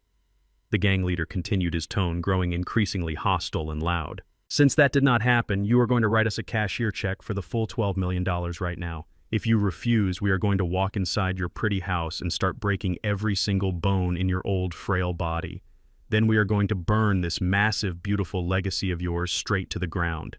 You have exactly 1 minute to decide if you want to die on your own front lawn today, old man." The thugs standing on the porch laughed loudly, pulling heavy steel crowbars and heavy brass knuckles from inside their leather jackets. They slapped the metal weapons against their palms, trying to create a terrifying rhythm. They genuinely thought this was a simple neighborhood shakedown. They thought they had cornered a helpless civilian who would simply empty his bank accounts out of sheer mortal terror. I let out a slow, deep sigh. I looked up at the scarred gang leader and told him that he had made the exact same fatal miscalculation as the absolute fool who owed him money. I told him that I did not build a multi-billion-dollar logistics and real estate empire by backing down from cheap street thugs who think a few neck tattoos and loud threats make them powerful. I told him that I survived the most ruthless, vicious, and racially hostile eras of this city, and I did not survive them by being a victim who hands over his lunch money. The gang leader scoffed aggressively, raising his massive, heavy hand to shove me backward onto the gravel. He never even got the chance to touch the fabric of my coat. I simply raised my right hand and snapped my fingers with a sharp, loud crack. Before the echo of my snap even faded into the air, the heavy iron gates at the very end of my long driveway slammed shut with a deafening metallic boom, automatically locking them inside my property. Suddenly, the roaring heavy diesel engines of 3 massive black bulletproof tactical SUVs erupted from the concealed service roads behind my mansion. They tore aggressively across the grass, kicking up dirt and surrounding the gang members, completely cutting off any possible chance of escape. The heavy armored doors of the SUVs flew open simultaneously. 24 highly trained, heavily armed private security contractors stepped out in perfect synchronization. They raised sophisticated automatic weapons, bringing them to their shoulders, and aiming 24 glowing red laser sights directly at the chests and foreheads of the 5 terrified thugs. The gang leader froze completely, his raised hand hovering uselessly in the air. His face turned the color of wet chalk as he realized he had just brought a crowbar to a highly coordinated tactical ambush. The heavy steel weapons slipped from the hands of the men on the porch, hitting the stone driveway with a pathetic clatter. They threw their hands high into the air, absolutely paralyzed by the overwhelming display of lethal force. I reached into the inner pocket of my charcoal suit coat, pulled out a thick manila folder, and threw it directly into the dirt at the feet of the trembling gang leader. The manila folder landed in the dirt right next to the heavy scuffed combat boots of the gang leader. The loud metallic clicks of 24 automatic rifles being loaded and aimed at their chests echoed across my perfectly manicured front lawn. The red laser sights painted their foreheads and their chests like a dozen glowing target markers. The arrogant smirks that had been plastered across their faces just 10 seconds ago vanished completely. The heavy brass knuckles and the crowbars they had brought to beat an old man to death were now useless pieces of metal lying in the gravel. I leaned forward on my wooden cane. I did not raise my voice. I spoke with the quiet, terrifying calm of a man who held the absolute power of life and death in his hands. I told the scarred leader to reach down and pick up the folder. I told him to move very slowly so my security contractors would not mistake a sudden flinch for a hostile action. The massive, hulking man swallowed hard. The thick, jagged scar on his neck throbbed as his heart pounded violently against his ribs. He bent down his knees, actually trembling, and picked up the thick manila envelope from the dirt. He brushed off the dust and opened the flap. I watched his eyes scan the first page. I watched the profound confusion morph into sheer, unadulterated terror. He looked up at me, his mouth hanging slightly open, entirely unable to comprehend what he was holding. I decided to explain it to him so there would be absolutely no misunderstanding between us. I told him that when I found out my pathetic son-in-law owed $12 million to a violent underground syndicate, I did not panic. I did not run to the police, and I certainly did not start writing checks to buy his safety. Instead, I called my corporate lawyer Lincoln, and we unleashed a team of elite forensic accountants to find out exactly who was holding Bradley's leash. I told the gang leader that street thugs always make the exact same fatal mistake. They think physical violence is the ultimate form of power. They think breaking legs and burning houses makes them kings of the city. But real power, the kind of absolute untouchable power that I built over 4 decades in Atlanta, does not need to throw a single punch. Real power is paper. Real power is ownership. Real power is knowing exactly where your enemies sleep and exactly how to bankrupt them before they even wake up. I pointed my wooden cane at the documents trembling in his massive hands. I told him to look at the second page. It was a master commercial lease agreement. I explained that I knew his syndicate operated out of a massive industrial warehouse and nightclub complex on the east side of the city. I knew they used it as a heavily guarded fortress to run their illegal operations and launder their dirty cash. What they did not know was the name of the holding company that owned that entire industrial block. The gang leader looked down at the lease agreement. His eyes locked onto the landlord's signature line. The property was owned by Pierce Legacy Group. "You are standing on my lawn threatening to burn my house down," I said, my voice dropping to a dangerous, icy whisper. "But you do not even realize that you are currently standing inside a building that I fully own. I am your landlord. I hold the master lease to your entire operation. With one single phone call, I can have the city shut off your water, your electricity, and your commercial access. I can have you legally evicted and thrown out onto the street by tomorrow morning." The gang leader took a shaky step back. The cheap cigarette he had been smoking fell from his lips and hit the gravel. But I was not finished dismantling his entire existence. I told him to look at the third page. I watched his eyes widen in absolute horror as he saw the highly classified financial routing numbers, the offshore shell company accounts, and the completely fabricated import and export invoices his syndicate used to wash their illegal drug and extortion money. My forensic accountants had effortlessly cracked their primitive financial shielding in less than 48 hours. I told him that I had every single ledger, every single fake transaction, and every single name associated with his syndicate printed out in high-definition color inside that folder. I told him that the folder he was holding was just a copy. The original encrypted files were sitting on a secure server in Lincoln's law office, guarded by the best cybersecurity experts in the state of Georgia. "Bradley Sterling is a dead man walking," I said, my voice echoing with absolute finality across the quiet lawn. "He is currently sitting in a federal holding cell facing 25 years for massive wire fraud and criminal conspiracy. He is no longer my son-in-law. He is no longer a part of my family. I have completely cut him off and let him burn to ashes. If he owes you $12 million, you can go down to the federal penitentiary and ask him to pay you from his commissary account. But you will never ever come to my property looking for his money again." The gang members standing on the porch behind him were completely paralyzed. They were surrounded by heavily armed military-grade contractors, and their boss had just been financially and legally castrated by an old black man with a wooden cane. I looked directly into the scarred leader's eyes. I made sure he felt the absolute crushing weight of my authority. I told him that if he ever drove down my street again, if he ever approached any of my properties, or if he ever even breathed my name in public, I would not send my security team to shoot him. That would be too quick and far too merciful. I told him that I would press one single button on my desk. I would send the entire contents of that folder directly to the director of the Federal Bureau of Investigation and the head of the Criminal Division of the Internal Revenue Service. I would have their bank accounts permanently frozen. I would have their properties seized by the federal government. I would strip them of every single dime they had ever stolen and let them rot in a concrete cage for the rest of their miserable lives, just like Bradley. The gang leader was sweating heavily. The tough street thug facade had completely melted away. He was holding a loaded gun to his own head, and he knew that I had my finger resting firmly on the trigger. He carefully, slowly closed the manila folder. He did not say a single word. There was absolutely nothing left to say. He looked at the dozen red laser dots still glowing brightly on his chest. "I give you exactly 5 minutes to get off my lawn," I commanded, my voice cracking like a heavy whip across the yard. "If your trucks are not past those iron gates by the time my watch ticks 5 minutes, I will freeze your entire operation tonight and send the feds to your doorstep before the sun comes up. Get out of my sight." I snapped my fingers one more time. The heavily armed private security contractors simultaneously took one synchronized step backward, lowering their weapons just a fraction of an inch to clear a path, but keeping their eyes locked firmly on the targets. The heavy iron gates at the end of the driveway began to slowly swing open. The gang leader did not hesitate for a single second. He spun around and sprinted toward his customized luxury vehicle. The other 4 thugs scrambled off my front porch, tripping over each other in sheer absolute panic. They dove into their battered pickup trucks, slamming the doors shut. The roaring engines of their vehicles sputtered and screamed as they slammed their heavy boots onto the gas pedals.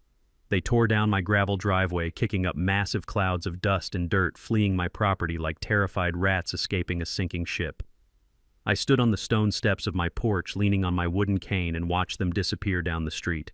The heavy iron gate slammed shut behind them, locking with a loud, satisfying mechanical click. Lincoln stepped up beside me, letting out a low, appreciative breath. The tactical vehicles reversed silently back into the concealed service roads, returning to their hidden positions. The front yard was completely quiet once again. The absolute order of my empire had been fully and mercilessly restored. It had been exactly 7 days since the heavy iron doors of the federal detention center slammed shut on my daughter and her arrogant husband. The massive estate in Buckhead was incredibly quiet now. The toxic energy that had suffocated my home for months was completely gone. I spent my mornings drinking black coffee on the patio, watching the sunrise and feeling a profound sense of peace. But I knew the final piece of garbage still needed to be taken out to the curb. The phone call came on a Tuesday morning.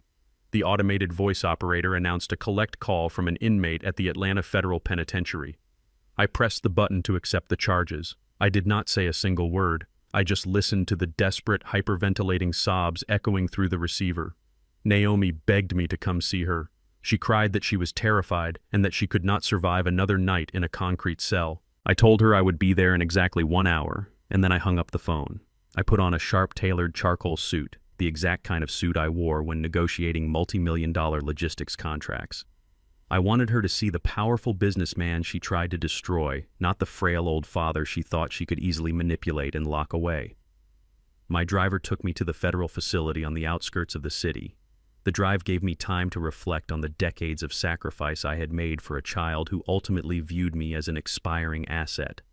I walked through the heavy metal detectors and the cold, sterile hallways of the maximum security prison. The air inside smelled of bleach, stale sweat, and pure despair.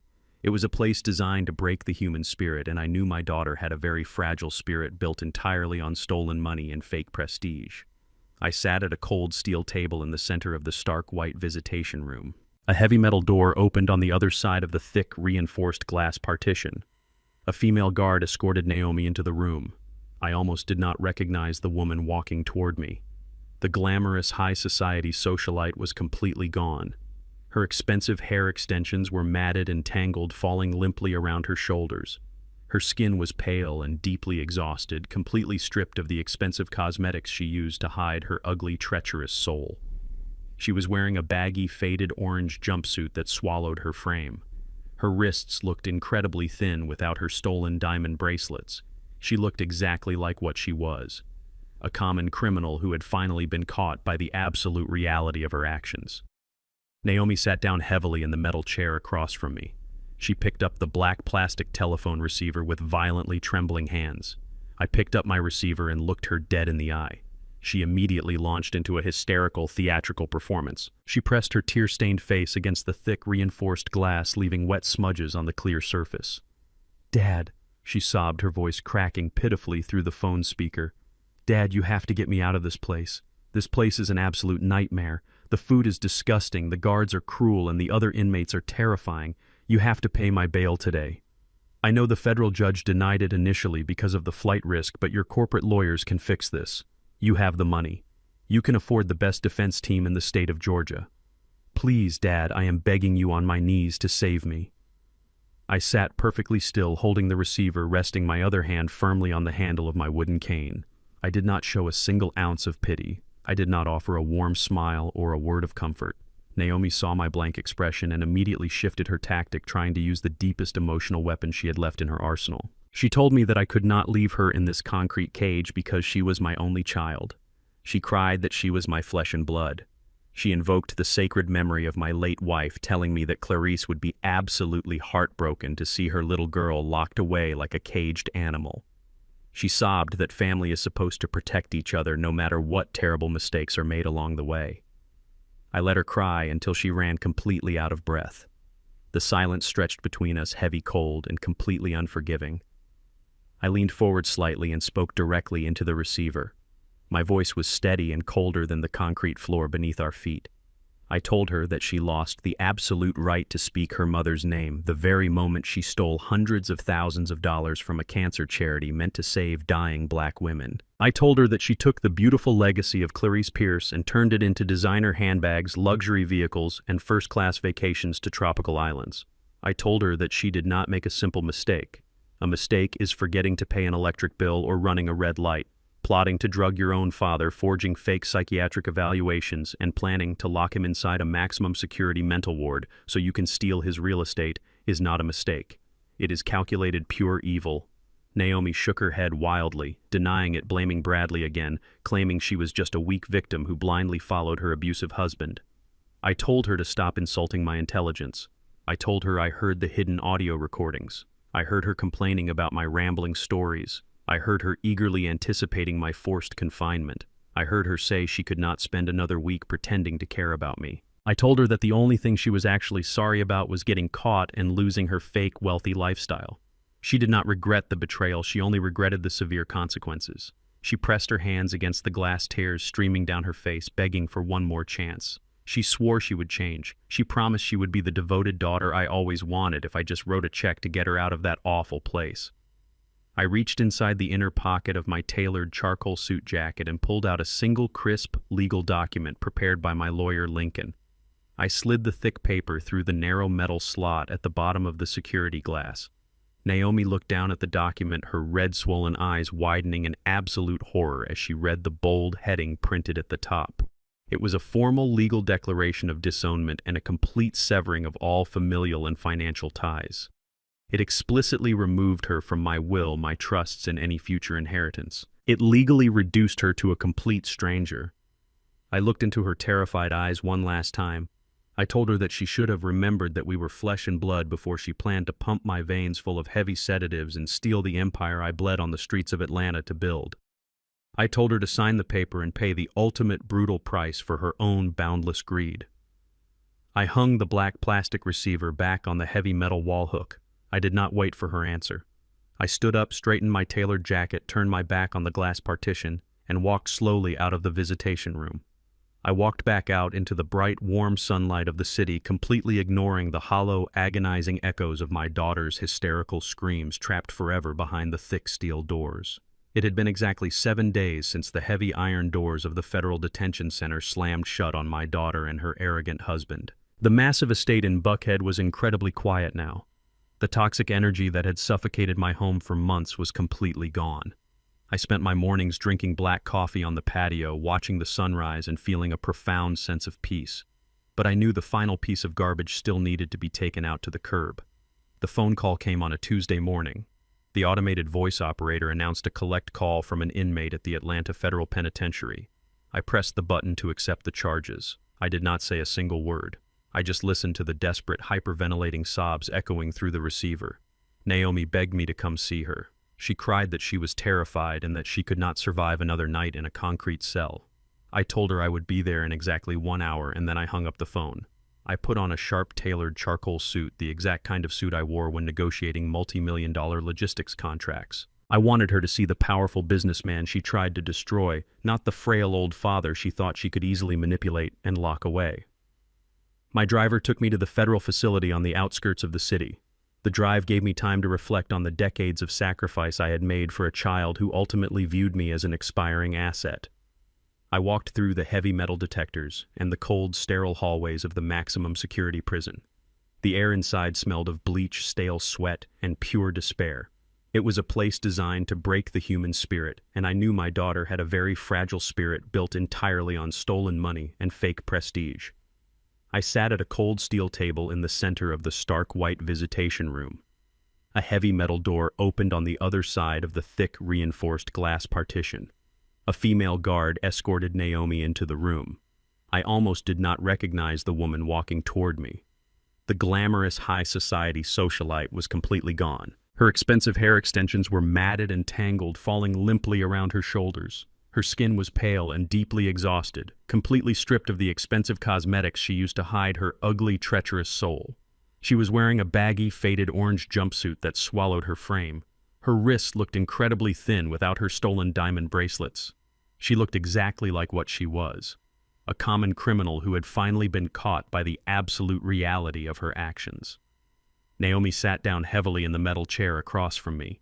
She picked up the black plastic telephone receiver with violently trembling hands. I picked up my receiver and looked her dead in the eye.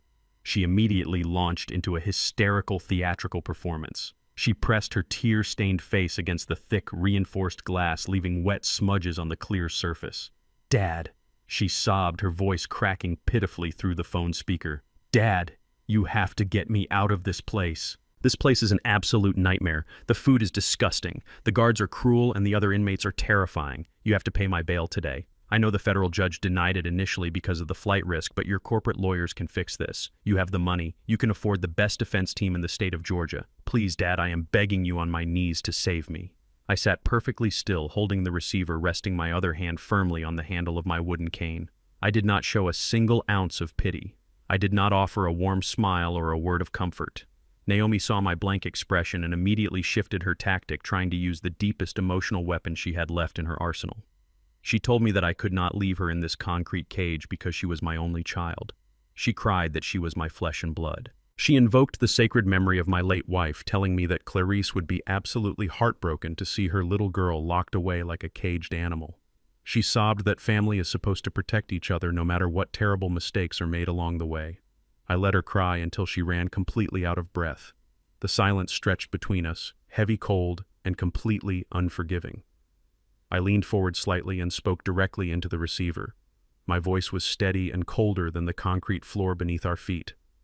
I told her that she lost the absolute right to speak her mother's name the very moment she stole hundreds of thousands of dollars from a cancer charity meant to save dying black women.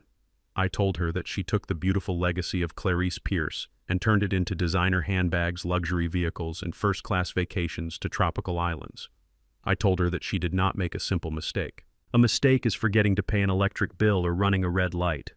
Plotting to drug your own father, forging fake psychiatric evaluations, and planning to lock him inside a maximum security mental ward so you can steal his real estate is not a mistake. It is calculated pure evil. Naomi shook her head wildly, denying it, blaming Bradley again, claiming she was just a weak victim who blindly followed her abusive husband.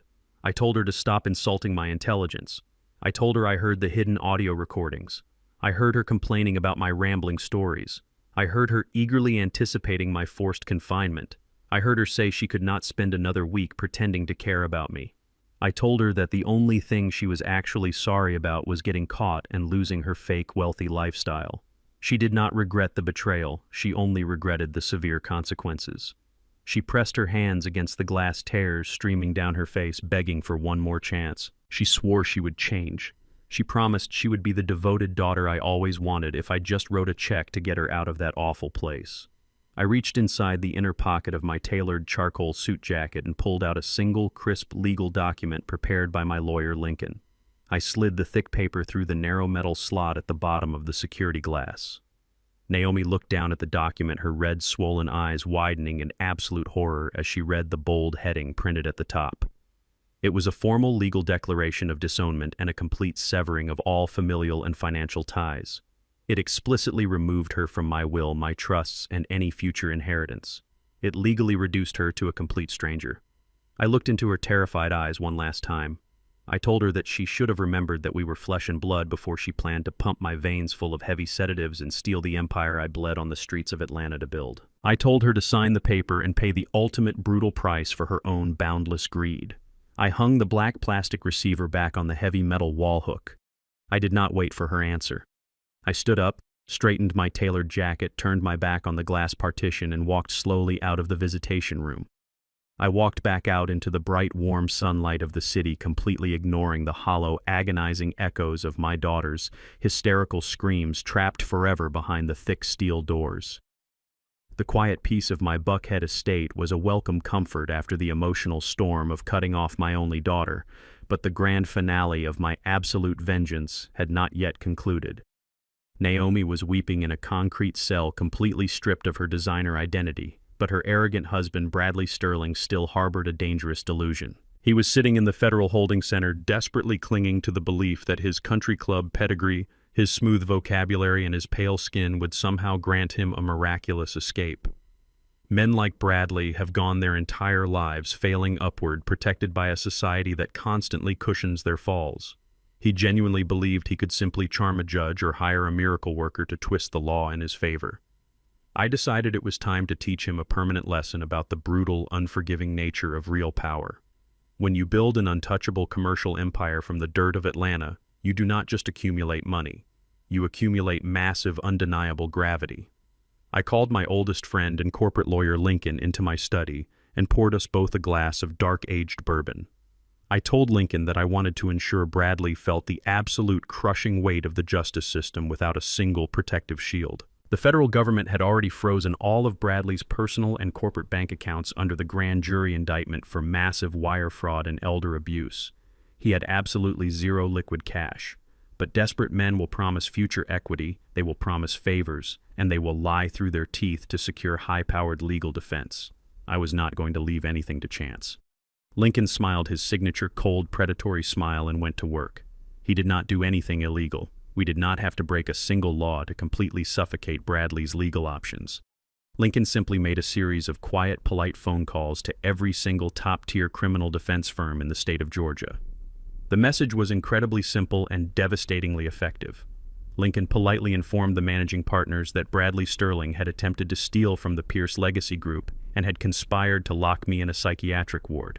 He casually mentioned that any law firm choosing to represent Mr. Sterling on credit would be viewed as actively betting against our commercial empire. In the ruthless corporate ecosystem of Atlanta, nobody wants to be on the bad side of a billionaire who owns half the commercial real estate in the city. The result was instantaneous and absolute. Every single high-priced, aggressive defense attorney suddenly became entirely unavailable. They refused to return his frantic phone calls from the detention center. They denied his requests for a consultation.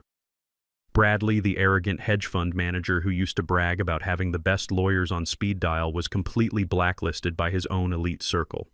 He was ultimately forced to accept a state-appointed public defender. His assigned lawyer was a young, deeply exhausted man who was juggling 90 other felony cases and had absolutely zero sympathy for a privileged white-collar criminal who tried to rob an elderly black man. Bradley was entirely defenseless. With his legal options completely neutralized, Bradley was subjected to the harsh, terrifying reality of the criminal justice system. Because of the sheer severity of his charges, including conspiracy to commit first-degree murder by forced medical sedation, the judge deemed him an extreme flight risk and transferred him to the maximum security holding block at the county jail. This was not a minimum security white-collar facility with tennis courts and library privileges. This was a brutal, unforgiving concrete fortress filled with hardened men who had survived the very streets Bradley used to look down upon from his luxury penthouse. I received detailed updates from Lincoln's contacts inside the facility. The transformation of Bradley Sterling was completely pathetic. He was stripped of his $5,000 tailored suits and forced into a stiff, scratchy, bright orange jumpsuit that swallowed his frame. His expensive styled haircut grew greasy and unkempt. The man who used to complain if his imported champagne was not chilled to the exact perfect temperature was now forced to eat tasteless mush from a plastic tray while sitting on a cold metal bench.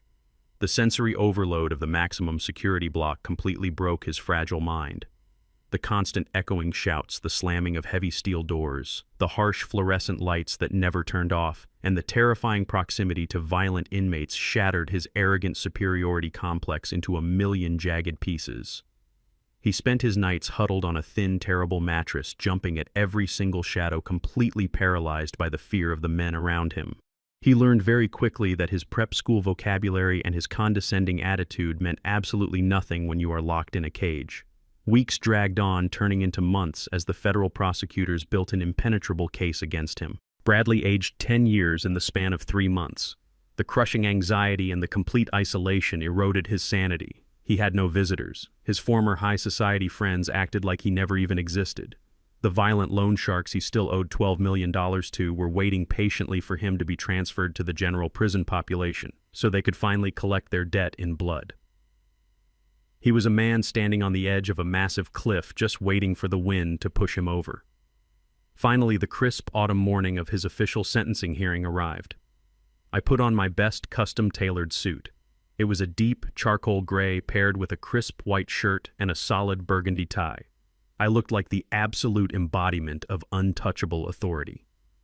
My driver took me to the federal courthouse, and I walked through the heavy wooden doors of the courtroom, taking a seat in the very front row of the gallery directly behind the prosecution table. The courtroom was packed with journalists, financial regulators, and curious onlookers who wanted to see the final spectacular fall of the city's most notorious, fraudulent executive. The heavy side door of the courtroom slowly clicked open. 2 massive armed federal marshals walked into the room leading a prisoner by a heavy steel chain. It was Bradley. He shuffled slowly into the courtroom, his ankles bound by heavy iron shackles that clinked loudly with every pathetic step. His wrists were handcuffed and attached to a thick chain wrapped tightly around his waist. He looked incredibly small, thin, and entirely defeated. His skin was a sickly pale gray, and his eyes were sunken deep into his skull, surrounded by dark, heavy bags of exhaustion and sheer terror. He kept his head down, staring at the floor, unable to meet the eyes of the people he had spent years lying to. He was guided to the defense table, sitting down heavily next to his overworked public defender, who barely even looked at him. The judge had not yet entered the room. The murmurs of the crowded gallery buzzed in the air. Bradley slowly lifted his heavy head, turning his neck to scan the gallery behind him.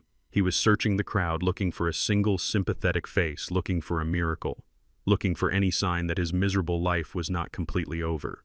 His hollow, desperate eyes swept across the front row and abruptly stopped. He locked eyes directly with me. I did not glare at him. I did not look angry.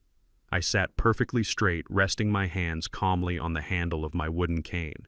I looked at the broken, shackled man who had planned to steal my entire legacy, and I gave him a very slow, very quiet, and completely terrifying smile. In that exact fleeting moment, as he stared at the 73-year-old black man sitting in a power suit radiating absolute complete victory, the final devastating realization crashed down upon Bradley.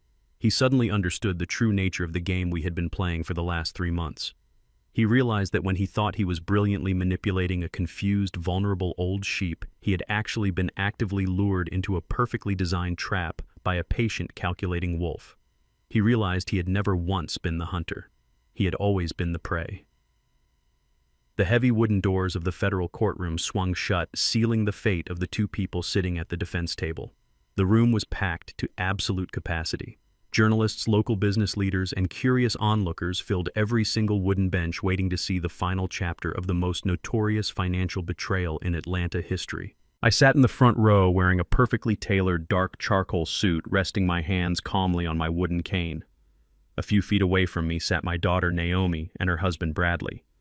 They were both wearing faded orange prison jumpsuits, their wrists bound by heavy steel handcuffs.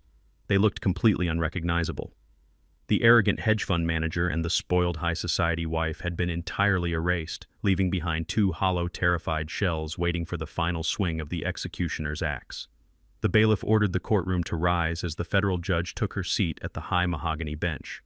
The judge looked down at Bradley and Naomi with a cold, unforgiving stare. She arranged her papers and asked if the primary victim of this conspiracy wished to make a statement before the final sentencing was handed down. Lincoln. My towering corporate lawyer placed a reassuring hand on my shoulder as I slowly stood up. I did not walk to the podium like a broken elderly man seeking pity. I walked with the slow, deliberate, and absolute authority of a king addressing a conquered rebellion. I stood at the wooden podium and looked out over the crowded courtroom. The entire room fell so silent that you could hear the hum of the air conditioning vents. I did not look at my daughter or my former son-in-law.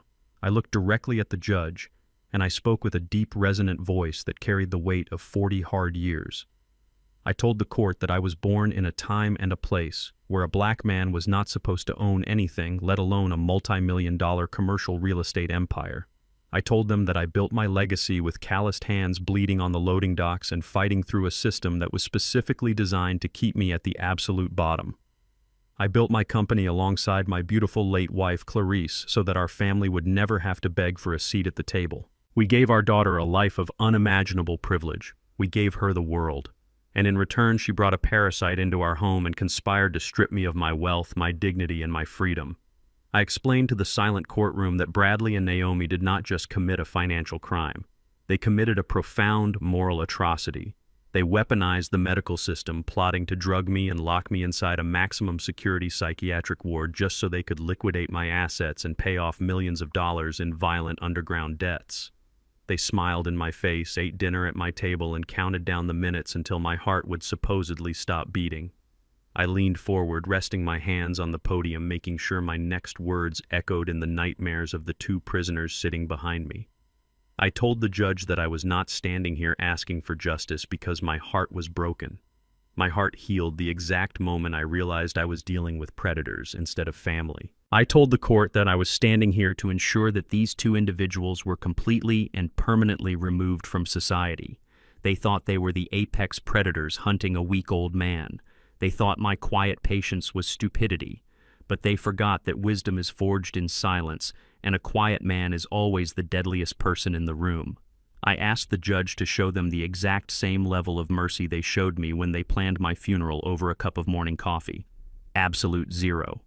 I turned around and walked back to my seat in the front row. The gallery was completely mesmerized. Nobody whispered. Nobody moved. The sheer gravity of my statement hung over the room like a heavy storm cloud. The federal judge adjusted her glasses and looked down at the defense table. She did not bother to hide her absolute disgust. She told Bradley and Naomi that in her 20 years on the federal bench, she had rarely seen a conspiracy so deeply rooted in unadulterated greed and sheer human cruelty. She stated that their plot to falsely commit a perfectly sane elderly man for financial gain was one of the most despicable acts of elder abuse this city had ever witnessed. The judge instructed Bradley to stand up. He struggled to rise, his heavy chains rattling loudly against the wooden table. His legs were shaking so badly the bailiff had to hold him by the arm to keep him upright.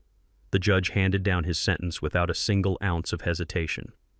For the charges of massive wire fraud, criminal conspiracy, and severe elder abuse, Bradley Sterling was sentenced to 20 years in a maximum security federal penitentiary without the slightest possibility of parole. Bradley let out a hollow, gasping sound. His eyes rolled back and his knees completely buckled. The bailiffs caught him before he hit the floor, dragging his dead weight back into his chair. 20 years in a concrete cage, completely surrounded by violent men. He would be an old, broken man by the time he ever saw the outside of a prison wall again. The violent loan sharks he still owed millions of dollars to would be waiting for him inside those walls. His life was officially and permanently over. The judge then ordered Naomi to stand. My daughter was weeping so hysterically she could barely breathe. She looked at me one last time, begging silently for a miracle, for a sudden change of heart. I just stared back at her with a completely blank expression. The judge told Naomi that her betrayal of her own father and her disgusting embezzlement of her dead mother's cancer charity proved that she was a danger to the very fabric of society.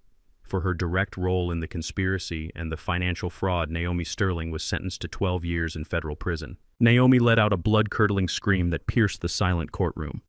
She collapsed onto the table, sobbing uncontrollably as the bailiffs immediately moved in, grabbing her arms and hauling her away. Bradley was dragged out right behind her, his head hanging low, entirely unresponsive to the world around him. The heavy wooden doors slammed shut behind them, echoing with the sound of absolute finality. The malicious conspiracy was completely destroyed. The venomous snakes had been eradicated from my garden.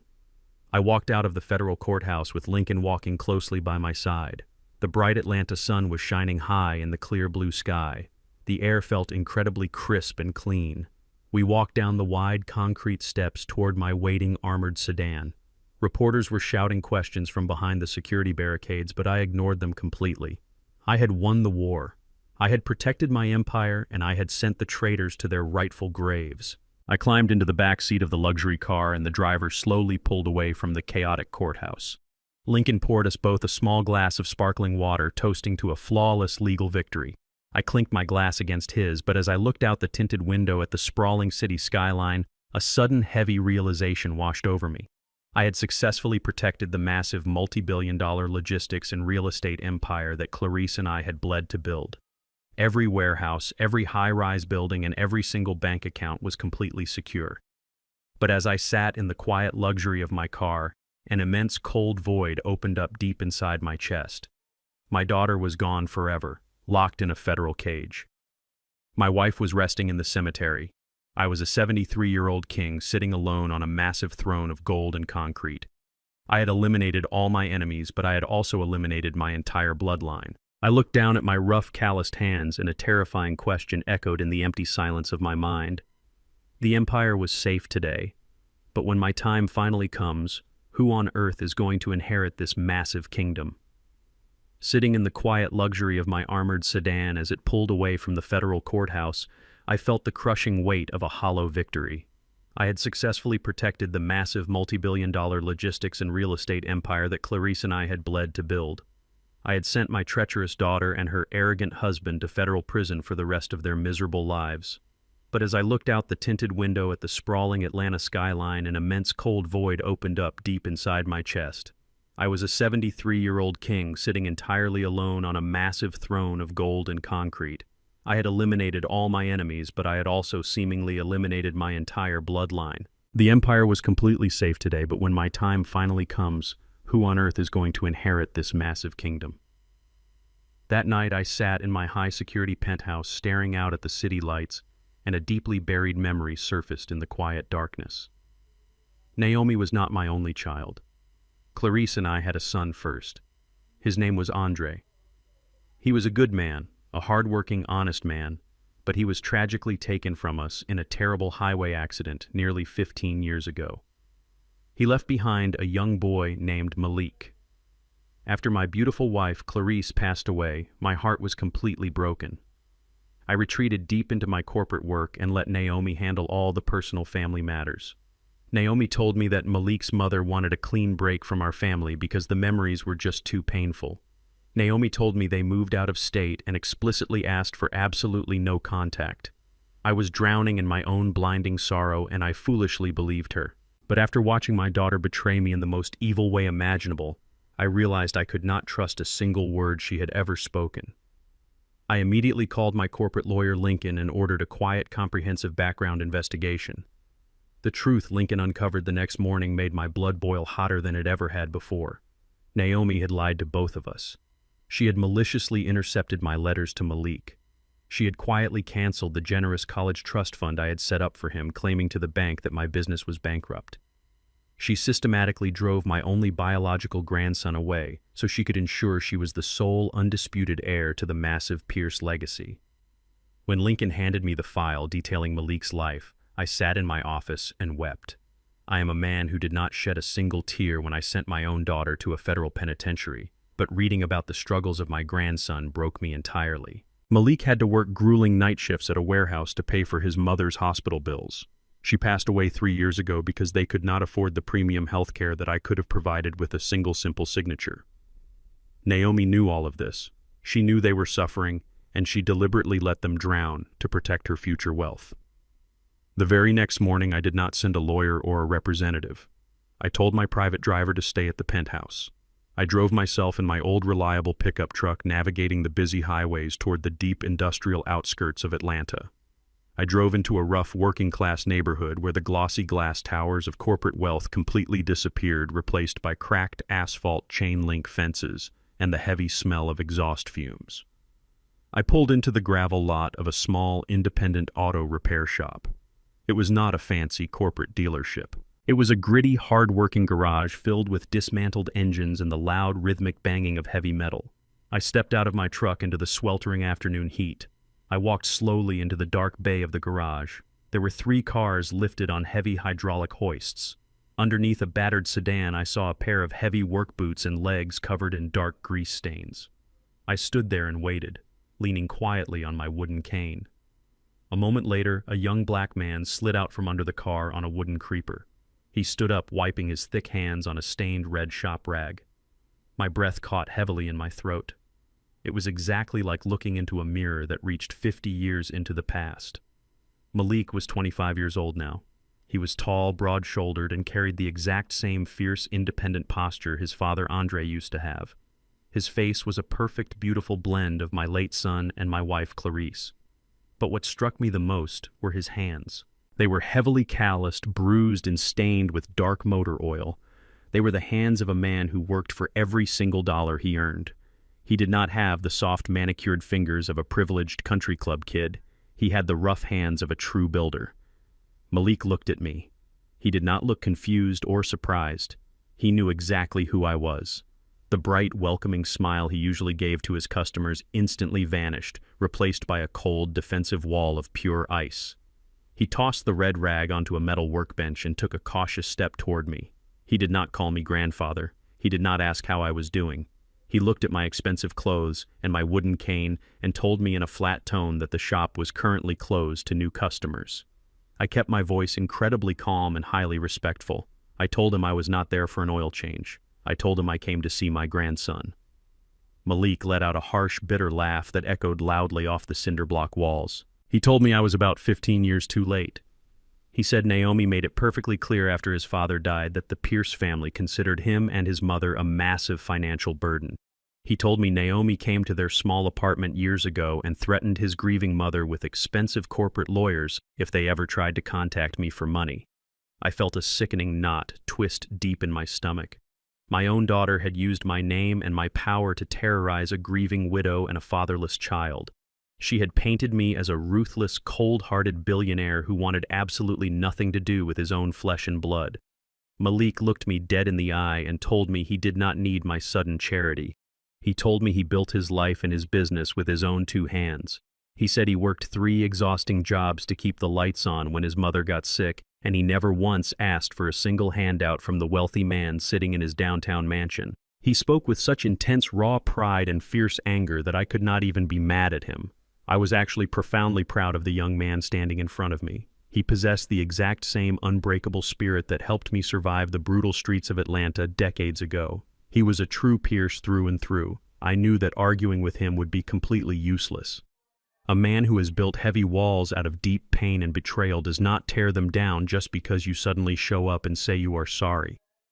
He needed absolute, undeniable proof. He needed to see the truth for himself. I did not raise my voice defensively. I did not tell him about the massive multi-billion-dollar empire waiting for a rightful heir. I did not tell him that the treacherous woman who lied to him was currently rotting in a federal prison cell for the rest of her life. I simply reached into the deep pocket of my charcoal coat and pulled out a small, beautifully carved wooden box. It was the special box Clarice used to keep her most precious family memories and original letters in. I walked slowly over to the greasy metal workbench and placed the small wooden box down gently next to his heavy steel wrenches. I looked at my grandson, feeling the heavy, agonizing weight of the lost years, but also feeling a rising sense of profound hope. I told Malik that I was not there to force him to do anything he did not want to do. I told him I deeply respected the honorable, hard-working man he had become. I pointed my cane at the wooden box resting on the table. When you are ready to know the absolute truth about this family, I said, my voice quiet and completely steady, open it. I turned around and walked slowly out of the dark garage, leaving him standing there in the heavy silence. I waited patiently for exactly 2 weeks, letting the brutal reality of the world do the heavy lifting. I knew that the unforgiving nature of the city would eventually force his hand. Malik was a brilliant, hard-working mechanic, but the aggressive gentrification creeping into the industrial outskirts of Atlanta did not care about honest, calloused hands or generational roots. A massive, predatory urban development firm had deliberately targeted his entire industrial block. They were corporate vultures wearing expensive suits, using ruthless, eminent domain tactics and suffocating legal threats to force all the small, independent business owners to sell their land for absolute pennies on the dollar. They employed dirty psychological warfare to break his spirit. They managed to cut off his primary commercial water supply, claiming there were mandatory emergency pipe renovations. They deliberately parked heavy construction machinery right in front of his garage doors, completely killing his daily customer traffic. Malik was drowning in mounting legal fees and facing imminent forced eviction. He was cornered by powerful men who wanted to crush him into the dirt. That is the exact moment of absolute desperation, when he finally sat down in his dark, quiet garage and opened the small carved wooden box I had left on his greasy metal workbench. I had filled that wooden box with the undeniable absolute truth. Inside the velvet lining were dozens of handwritten letters I had sent to him and his grieving mother over the past 15 years. Every single envelope was aggressively stamped with bright red ink reading "Return to Sender." Naomi had maliciously intercepted every single one of them.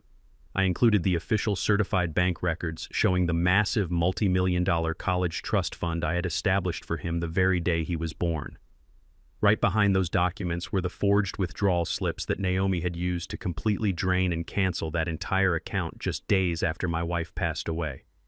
But the most important and devastating item in that box was a handwritten letter from his grandmother, Clarice. She wrote beautifully about how much I loved him and how my heart completely shattered into pieces when we lost his father, Andre. She explicitly warned him that Naomi was blinded by intense jealousy and a dark, bottomless greed. When Malik sat alone in his dark garage reading those fragile papers, smelling the faint, lingering scent of his grandmother's perfume, the heavy, thick wall of resentment he had built against me completely crumbled. He realized in one single agonizing moment that his entire life of poverty and daily struggle was not caused by a billionaire grandfather who had callously abandoned him.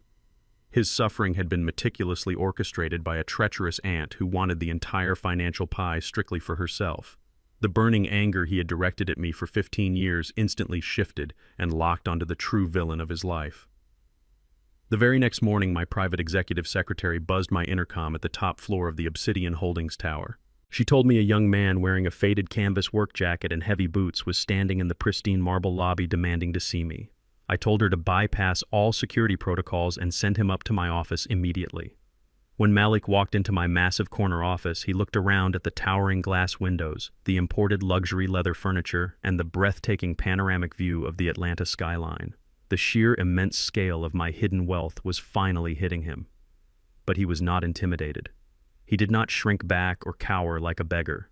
He walked right up to my heavy mahogany desk and dropped the wooden box onto the polished wood.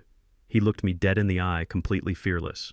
He told me he had stayed awake all night reading every single word in that box. He told me he finally understood the profound evil Naomi had committed, and he knew she was currently rotting in a federal prison cell where she truly belonged.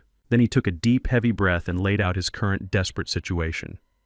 He told me about the ruthless developers actively trying to crush his auto repair shop and steal the land his mother had left him. He swallowed his immense, fierce pride and asked me for a short-term loan so he could hire a decent corporate lawyer to fight the unfair eviction. This was the absolute crucial moment of truth. A weak grandfather driven by years of heavy guilt would have simply pulled out a checkbook and written a blank check to make his grandson's problems magically disappear. I could have easily bought that entire urban development firm with the spare change sitting in my secondary accounts and fired their entire board of directors by noon. But I did not build an untouchable commercial empire by handing out unearned lifelines to people who do not know how to fight. I needed to know if the boy had the true blood of a conqueror flowing in his veins. I looked at him with an entirely cold and calculated expression. I told him I was not a charity foundation.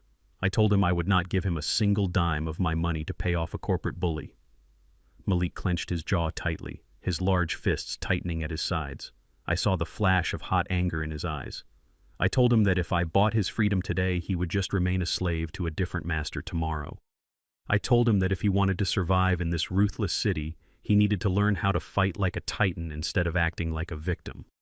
I reached into my desk drawer and pulled out a massive, detailed topographical blueprint map of his specific industrial neighborhood, along with the developer's public financial filings. I pushed the heavy documents across my desk. I told him to look at the paperwork and tell me exactly how he would destroy them without spending a single dollar of my money. I sat back in my chair and watched him. I watched his sharp young mind shift gears. He did not complain about the test being unfair. He did not ask for a hint. He leaned his broad shoulders over my desk, tracing his rough, grease-stained fingers along the intricate property lines and the dense corporate jargon. For 20 long minutes, the massive office was completely silent. He was applying the exact same meticulous diagnostic logic he used to rebuild complex car engines to the battlefield of corporate warfare. He was searching for the broken valve, the weak structural point in their massive financial machine. Suddenly, Malik looked up from the blueprints and a slow, highly dangerous smile spread across his face. It was the exact same chilling, predatory smile I used to wear when I cornered a corrupt city politician in the 1980s. Malik pointed his thick finger at a small, faint blue line intersecting the developer's proposed foundation grid. He told me the arrogant developers had rushed their filings for rapid commercial zoning, but they had completely ignored the historical underground drainage runoff that connected directly to a federally protected city water reserve. He explained his strategy with terrifying cold precision. He told me that if he filed a highly publicized emergency environmental injunction with the city council based on severe potential groundwater contamination, the developer's entire multi-million-dollar commercial project would be immediately frozen in bureaucratic litigation for at least 5 long years. He noted that their financial filings showed they were highly over-leveraged on short-term, high-interest loans. If the project was delayed by an environmental scandal, their wealthy investors would completely panic and pull all their funding, destroying the development firm overnight. I sat back in my heavy leather chair, absolutely stunned and profoundly moved. He did not just find a temporary legal loophole to save his small garage for another month. He found the exact vital bleeding artery of his massive enemy and figured out exactly how to sever it with a single flawless surgical strike. He had absolutely no formal corporate business degrees. He had no expensive Wall Street training or country club mentors. But he possessed a raw, terrifying strategic genius that simply cannot be taught in any elite classroom. He possessed the exact same lethal, unbreakable business instincts that I had used to build the Pierce Legacy Group from the dirt up. I looked at the young, strong man standing fiercely in front of my desk. He was a survivor, a relentless fighter, and a brilliant tactical mind. The exhausting, agonizing, cold void in my chest completely vanished, replaced by a burning, soaring sense of absolute triumph. The brutal, grueling test was completely finished. I looked at the calloused hands and the sharp, intelligent eyes of my biological grandson, and I knew with absolute flawless certainty that my massive, invisible empire had finally found its true and worthy king. I stood up from my heavy mahogany desk and walked around to stand right in front of my grandson. I did not offer him a small business loan. I did not offer to pay his legal fees. Instead, I told him to go back to his garage, lock the heavy metal rolling doors, wash the dark motor oil off his hands, and pack a bag. I told him that his days of scraping by on the greasy concrete floor fighting for scraps against corporate bullies were completely over. I told him that the predatory urban developers who tried to steal his auto repair shop would be the very first target on his new agenda, but he was not going to fight them from the dirt anymore. We were going to crush them legally, financially, and absolutely from the very top of the city. The very next morning, my armored sedan pulled up to the curb of his small apartment building. Malik stepped out into the bright morning sun wearing a clean button-down shirt and a pair of dark slacks. He looked uncertain, but his jaw was set with that same fierce, unbreakable determination I had seen the day before. We rode in total silence through the busy streets of Atlanta, leaving the forgotten industrial outskirts behind and entering the towering glass and steel canyons of the financial district. I brought him to the massive, gleaming headquarters of the Pierce Legacy Group. When we walked through the soaring glass doors of the lobby, the entire atmosphere shifted. Security guards stood at strict attention, and wealthy executives in $1,000 suits stopped their conversations to nod respectfully as we passed. Malik looked around, his wide eyes taking in the sheer immense scale of the building. We stepped into the private executive elevator, and I swiped my biometric access card, taking us all the way to the top floor. I walked him down the quiet, plush, carpeted hallway and pushed open the heavy double doors to a massive boardroom that overlooked the entire sprawling city. I walked over to the long, polished mahogany table and pressed a button, turning on the massive digital displays covering the walls. The screens lit up instantly with interactive maps showing dozens of commercial high-rises, massive logistics warehouses, sprawling residential developments, and international shipping contracts. I turned to my grandson and I told him the absolute, undeniable truth. I told him that this was not just a successful company. This was a fortress.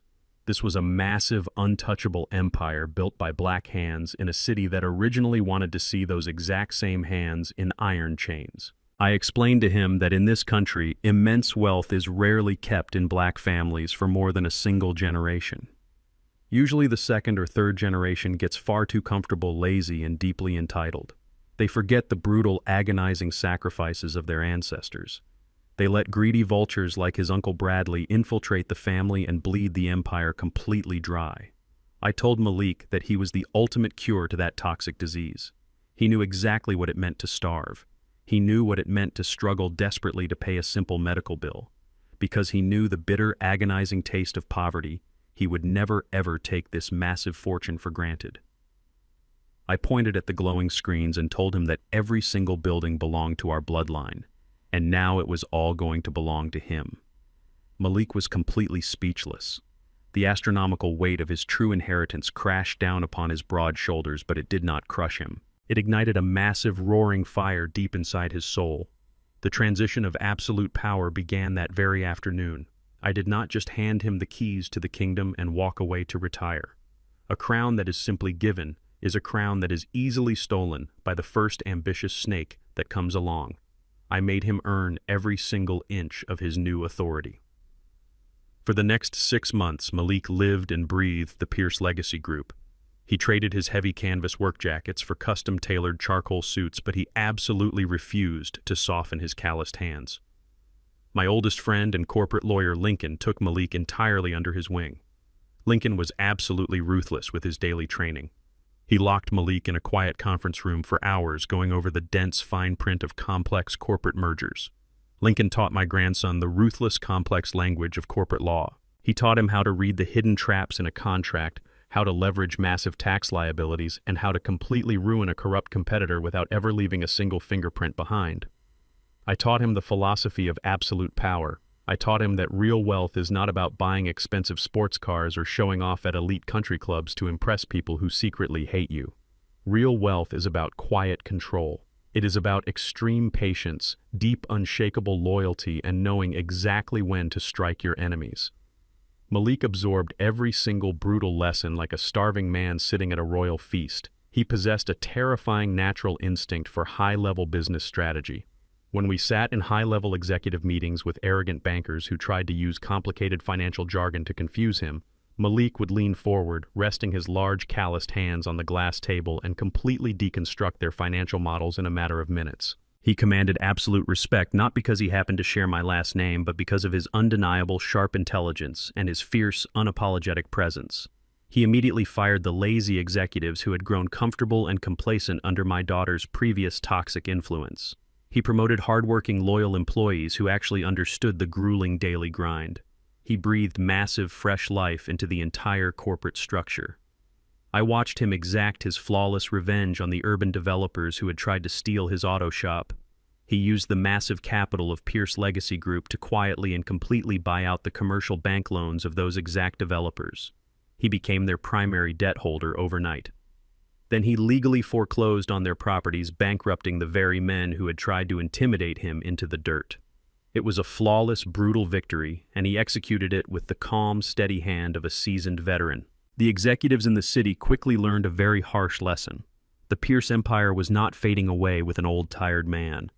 It was roaring back to life with a young, hungry, and brilliant new king. One quiet evening in the late autumn, I was sitting in a comfortable armchair out on the wide, sweeping balcony of my secure penthouse. The cool Atlanta breeze rustled gently through the trees far below.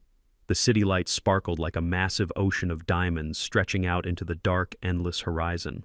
I held a glass of warm herbal tea, resting my wooden cane gently against the metal railing.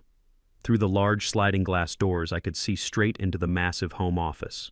Malik was sitting at the heavy oak desk, illuminated by the soft golden glow of a brass desk lamp. He had his expensive suit jacket draped over the back of his chair, and his crisp white sleeves were rolled up, revealing his strong forearms. He was deeply engrossed in a massive stack of commercial zoning files and complex project reports, preparing for a major board meeting the very next morning. He was not out partying at nightclubs. He was not wasting the hard-earned family fortune on superficial nonsense. He was protecting the legacy with every single ounce of his strength and his brilliant mind. I sat there in the quiet, beautiful darkness, feeling the heavy, exhausting burden of the last 15 years completely lift off my tired shoulders. The treacherous snakes had been eradicated, and the true righteous bloodline had been beautifully restored. I looked up at the vast, dark sky filled with countless shining stars. A profound, deep sense of absolute peace washed over my entire soul. I smiled a soft, quiet smile, letting the cool night air brush against my aged face. "I did it," I whispered softly into the quiet night. "I kept my promise, Clarice. It has been 2 full years since the heavy oak doors of the federal courthouse closed on the absolute darkest chapter of my entire life. I am 75 years old today, and I can honestly say I have never felt more incredibly alive. The heavy, suffocating burden of constantly looking over my shoulder is completely gone forever.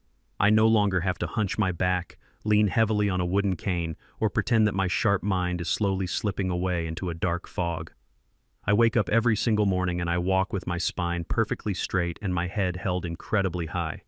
The sprawling, beautiful city of Atlanta wakes up with me, and the massive commercial real estate and logistics empire I built from the absolute dirt continues to thrive and dominate the market.